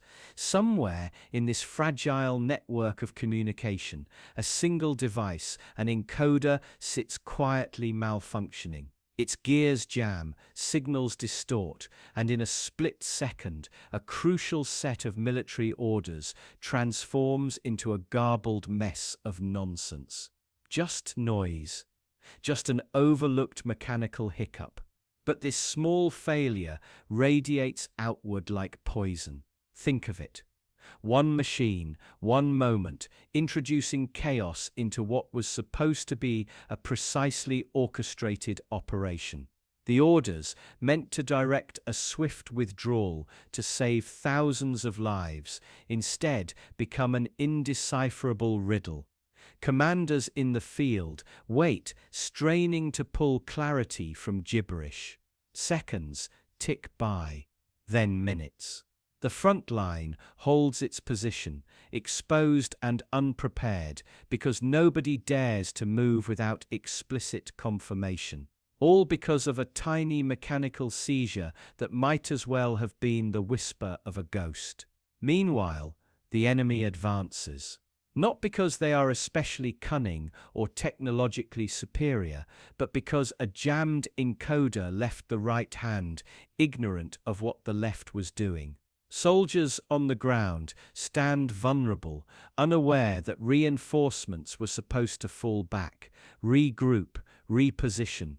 They clutch their rifles, eyes scanning horizons, hearts pounding, oblivious to the betrayal by a cold, indifferent machine. And so the slaughter begins, not from enemy genius, but from the trivial failure of a single device. It's almost unbearable to consider how the monumental can hinge on the microscopic. We like to think cataclysms demand proportionate causes, evil masterminds, sweeping conspiracies, deliberate sabotage. But far more often, catastrophe arises from mundane negligence, mechanical fatigue, or overlooked maintenance logs. A technician distracted by fatigue, missing a tiny misalignment. A supervisor who signed off on a maintenance checklist too quickly. A series of small, very human errors compounded until fate becomes inevitable. Zoom out, and it's easy to be philosophical about it. Talk of the butterfly effect, how small events cascade into tidal waves of consequence. But imagine being one of those soldiers pinned down, hearing gunfire crack closer, waiting for the withdrawal order that will never come. Or picture being a family waiting back home, trusting in the infallibility of military precision, never suspecting that their loved one's fate was decided by a stuck gear and some corrupted code. This is the darker truth. Technology doesn't merely amplify our power, it amplifies our vulnerability. We build vast, intricate systems upon foundations so slender that the slightest fracture can ripple outward, tearing through lives and histories. That encoder was never designed with malicious intent. It didn't jam because of hatred or strategy. It simply failed, as all machines eventually do. And the cost was paid in blood. If this feels unsettling, it should, because it means your safety. Your family's safety, even global stability, often rests upon the reliability of countless small components, most of them invisible, humming quietly in the background. When they function, nobody notices. When they fail, nobody can ignore the devastation. So we look for someone to blame. Maybe the manufacturer cut corners. Maybe a commanding officer grew complacent. Maybe an underpaid tech skipped a final check. We want a villain because it's easier than accepting the chilling randomness of mechanical frailty, steering the course of human destiny. But here's the haunting part. Sometimes there is no villain, only overlooked rust. A hairline crack, a momentary lapse, and because of it, critical words become noise, soldiers stand their ground when they should flee, and a battlefield drinks deeper than it ever should have. So the next time you hear about a grand military blunder or see headlines lamenting unnecessary loss, remember, it may not have been cunning that toppled the strategy, or incompetence that doomed the mission. Sometimes it was just a jammed encoder, just a whisper of chaos in a world built on fragile order. And speaking of fragile order, imagine if the very labels meant to protect your family's health were wrong, printing errors that turn routine shopping into lethal risk. Because next, we'll explore how a single misprinted label unleashed a silent chemical threat onto unsuspecting supermarket shelves. Picture a routine day at your local supermarket. Fluorescent lights hum above rows of neatly stacked products, each boasting bright labels designed to catch your eye and reassure you of exactly what you're taking home. Now imagine this. Nestled among the jars of pasta sauce and cartons of juice sits something different, something dangerous, wearing a friendly, familiar label that's nothing more than a lie. A single misprinted sticker, harmless on its surface, conceals a deadly secret: toxic chemicals masquerading as everyday food. This isn't some far-flung dystopian nightmare. It's the kind of mundane horror that slips past your defenses precisely because it hides inside the ordinary. That misprint. Just a tiny ripple, a trivial error in a massive supply chain, but its consequences can spiral outward with breathtaking speed. Think about how effortlessly you trust labels. You scan them for calorie counts or expiration dates, maybe an allergy warning. You rely on them not because you've verified every claim, but because you've outsourced that trust to a system that promises accuracy, a system that insists mistakes are rare. Yet one small typo, a switched chemical code, a missing hazard symbol, and the very thing meant to keep you safe becomes a silent assassin. Imagine the family who buys it, oblivious. They drizzle it over dinner, watch their children laugh at the table, never suspecting that what they're eating will turn their stomachs into battlegrounds. Hours later, the laughter is replaced by retching confusion, pain. Hospital lights, frantic doctors, beeping monitors, trying desperately to undo the damage of a single printing glitch. It sounds absurd that something so trivial could wreak such havoc. But that's exactly what makes it so terrifying. Our lives are stitched together by millions of tiny assumptions that packaging is correct, that factories double-check contents, that human eyes catch human errors. Each of these assumptions is a fragile thread, and it only takes one to snap. Consider how the investigation would unfold. Panic among store managers, frantic recalls, news reports, blaming clerical oversight. Meanwhile, the victims become grim statistics, their suffering reduced to a line in a corporate press release. The people responsible, likely far removed, someone in a sterile office, tapping keys, never imagining their small lapse would cascade into a catastrophe. There's a cruel irony in how our systems work. The more complex they grow, the more they promise safety and oversight, the more vulnerable they become to tiny, overlooked details. A misprinted label might sound laughable until it poisons an entire community. The horror doesn't stem from malevolence. It arises from banality, from someone rushing to meet a deadline, a printer glitch that nobody caught, a warehouse clerk distracted by a phone call. Small, ordinary human moments that collide in exactly the wrong way. Worse still is how slowly accountability moves compared to the speed of harm. By the time anyone notices the error, the product has been stocked, purchased, consumed. The damage races ahead while responsibility plods behind, tangled in bureaucracy and denials. The chain of cause and effect is so long and convoluted that blame becomes diffuse, almost abstract. Meanwhile, the victims live with very real consequences. Ask yourself how many other tiny mistakes sit quietly on shelves right now, unnoticed. How many small, innocent-seeming errors have yet to reveal their true cost? Every barcode, every ingredient list, every safety certification, each is a promise. Each is also a potential ticking bomb if just one person, one machine, one fleeting lapse breaks the chain of vigilance. So next time you casually toss something into your shopping cart, remember how thin the membrane is between safety and disaster. Not to live in paranoia, but to recognize that our world balances on astonishingly delicate mechanisms. And that sometimes catastrophes begin not with malicious intent or spectacular failures, but with a humble sticker, slightly wrong, overlooked until it's far too late.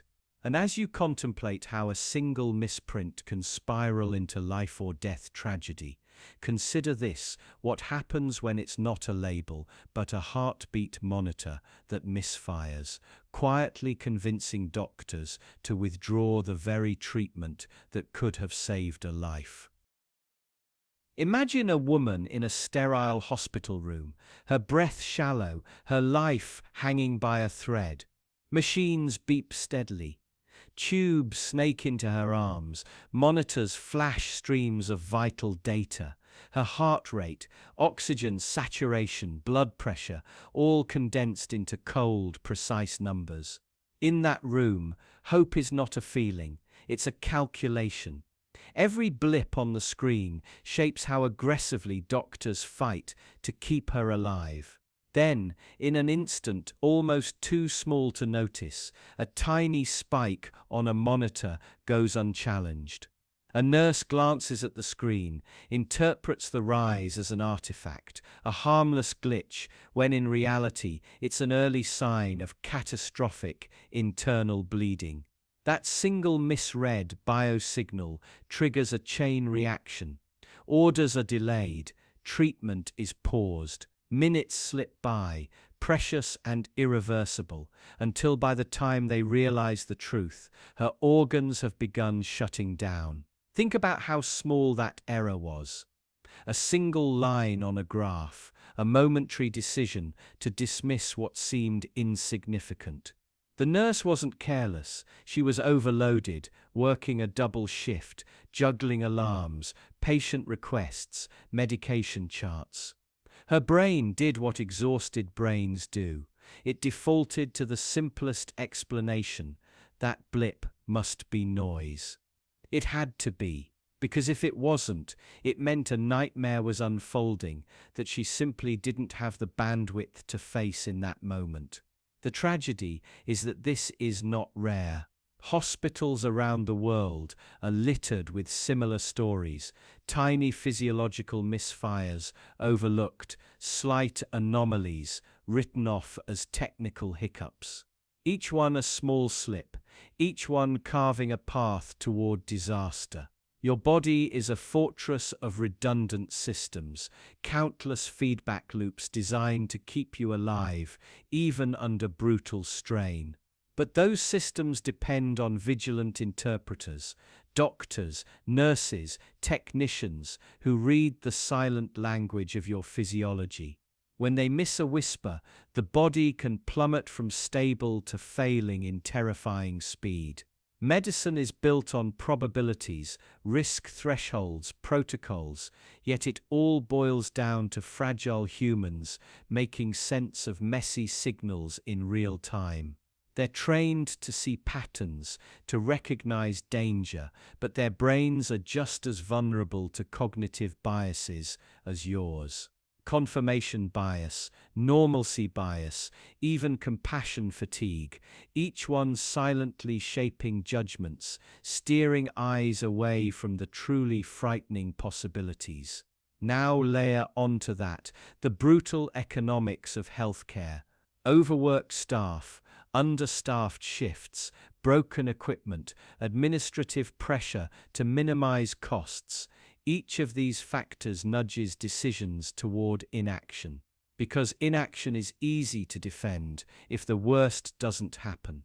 We monitored closely, we followed protocol, but when a patient dies, it's often not from a single catastrophic failure. It's from dozens of micro failures, each too small on its own to set off alarms, but devastating in aggregate. Imagine being that patient, your body screaming in microscopic ways, long before you ever slip into unconsciousness. Your cells flooding with markers of distress, tiny electrical signals begging for intervention. But those pleas are lost in the noise, dismissed by a tired nurse who sincerely wants to help, ignored by a system that values efficiency over thoroughness. Until finally your heart gives up, your lungs follow, and the room fills with a hush that no one wants to linger in too long. And then think about what comes after. The hospital will hold a quiet review, perhaps adjust a checklist or retrain a staff member. Family members will wrestle forever with haunting questions. Was it inevitable, or did a tiny overlooked blip steal years from their loved one's life? Meanwhile, thousands of other patients lie in beds across the world, their survival balancing on the same razor-thin edge of human interpretation. A single misread biosignal doesn't just end a life, it reverberates through families, echoing for generations in grief, guilt, and anger. But here's the most unsettling part. Often no one even realizes how close they came. How many near misses slip by unrecorded? How many patients survive by sheer statistical grace rather than timely insight? The hidden near disasters outnumber the known tragedies by orders of magnitude. Medicine, at its core, is a delicate dance with uncertainty, and sometimes the only difference between life saved and life lost is who happened to glance at a monitor at the right second and what they believed it meant. So the next time you hear that someone unexpectedly passed, remember how often it's not a grand cinematic error, but a tiny ripple, a subtle biosignal brushed aside that quietly unravels everything. The machinery of life is intricate, delicate and merciless when misunderstood. And it makes you wonder what happens when the very alarm meant to catch such dangers goes silent at the worst possible moment. What if I told you a muted alarm could be more dangerous than a blaring one? Imagine this. A vast industrial complex, humming with machinery, pipes coursing with pressurized gas, workers spread throughout like ants in a giant steel nest. Somewhere deep in this labyrinth, a pressure valve begins to fail. Sensors detect it instantly. An alert is triggered. But instead of the piercing screech meant to shatter the calm and send everyone scrambling for safety, the alarm issues a weak, hesitant chirp, almost polite, almost apologetic. Now imagine you're one of those workers. You don't even flinch, maybe you barely register it. A sound that should have triggered immediate flight barely tugs at your awareness. You continue tightening bolts, reviewing schematics, trusting that if it were truly urgent, surely it would be unmistakable. Surely someone else would react first. Surely the system wouldn't let something so critical fail so quietly. That's the illusion. We've come to believe that threats will always announce themselves dramatically. That danger will roar into our lives with unmistakable clarity. But the most insidious threats are often quiet, subtle, easy to ignore. A muted alarm is the perfect metaphor. It doesn't just fail to warn, it actively deceives by whispering that everything is under control. When the emergency finally hits, it does so with ruthless indifference. A pipe bursts, toxic gas floods the corridor, workers stagger, clutching their throats. The safety doors don't seal in time because the lockdown protocol depended on that initial alarm. The chain reaction that should have snapped into motion was never triggered. It's a catastrophe born from a failure of urgency. But isn't this eerily familiar? Think about your own life. How many muted alarms have you ignored? The quiet voice telling you your relationship is hollow. The nagging ache that hints at deeper illness. The financial choices that seem small, harmless, until the debt is towering. The muted alarms are always there, soft, almost comforting in their restraint. They make it easy to delay, to rationalize, to trust that catastrophe is still far off. We have built entire systems, corporate, governmental, personal, around the comfort of muted alarms. Think about bureaucracy. Think about how many warnings get filed away in reports no one reads.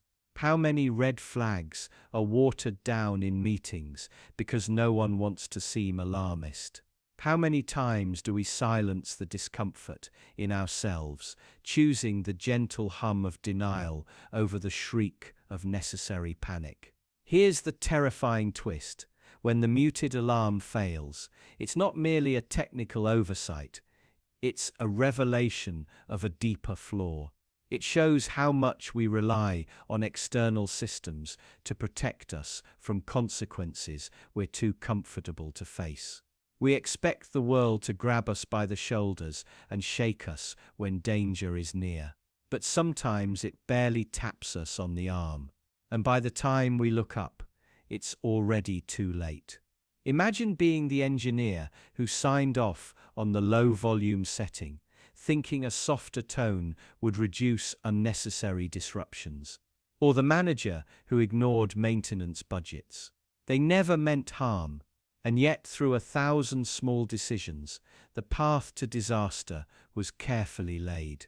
Because that's how most catastrophes begin, not with villains plotting doom, but with ordinary people choosing convenience, quiet, and the illusion of safety. A muted alarm that causes an emergency lockdown to fail isn't just a tragic accident. It's a testament to how dangerously we prioritize calm over preparedness, how often we prefer muted discomfort to loud, inconvenient truth. And if that makes you uneasy, good. Because in the next breath, we'll explore something even more chilling. How a silent bell left elevator passengers suspended helplessly between floors, dangling not just in physical space, but trapped in the quiet terror of waiting for help that might never come. Picture this: a dozen strangers stand inside a silent metal box, bodies shifting, eyes darting to avoid contact.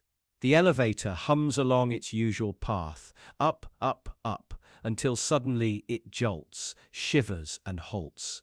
Midway between floors, a tiny mechanical hiccup. A bell should ring, alerting the building staff, setting help in motion. But the bell is broken. Its silence becomes an accomplice, trapping these people in a limbo of brushed metal and stale breath. At first, it's merely awkward. Small jokes ripple through the crowd. Nervous laughter bounces off the walls. Someone checks their phone for a signal, finds none. Minutes pass.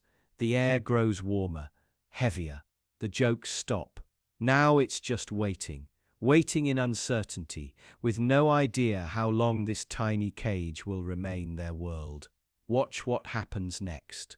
Anxiety blooms in subtle ways. Someone shifts foot to foot, another rubs their palms on their jeans.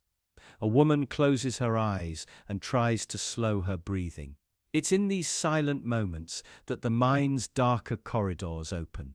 Each person starts to measure the space, the people around them, the oxygen that feels increasingly precious. You'd be surprised how quickly civilized exteriors crack when confronted by something so trivial, so seemingly harmless, being trapped with strangers and no clear end in sight. What's even stranger is how silence becomes a second prison. No bell means no external savior knows they're stranded, but also no bell means no collective reassurance. A bell would have been a promise. Help is coming. Without it, uncertainty reigns. People look at each other for leadership, for clues on how panicked they should be. Eyes dart from face to face. Fear is contagious, and in close quarters, it spreads faster than any virus. Now think deeper. The silent bell doesn't just keep the outside world ignorant. It pushes these passengers into psychological territory they're rarely forced to visit. They begin to confront uncomfortable truths about control, how thin their sense of security really is, how easily a tiny failure, a wire, a bolt, a silent bell can shift them from confident individuals to uneasy animals, pacing inside a box. And there's another layer. In this cramped space, societal rules start to bend. Who stands where becomes important. Who speaks up, who remains quiet, who comforts, who accuses. Tiny power hierarchies emerge almost instantly. Someone suggests pressing all the buttons, another snaps that it will only make things worse. A couple huddles in a corner, guarding their shared bubble. Everyone's moral code gets quietly tested. Who stays calm, who panics, who offers water to the trembling old man, who hoards it just in case.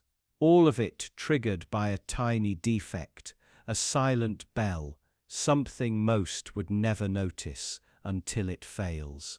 And in that failure, the true nature of the people inside is revealed, not through grand heroic or villainous acts, but through small telling choices under pressure. Because catastrophe doesn't always arrive with fire and screams. Sometimes it slips in on tiptoe, disguised as mere inconvenience. An elevator stopping between floors, a bell that says nothing at all. And isn't it eerie to realize that most disasters begin like this? With a tiny ripple, a missed inspection, a broken alarm, a silent bell that leaves people stranded, forcing them to face sides of themselves they might wish had stayed hidden.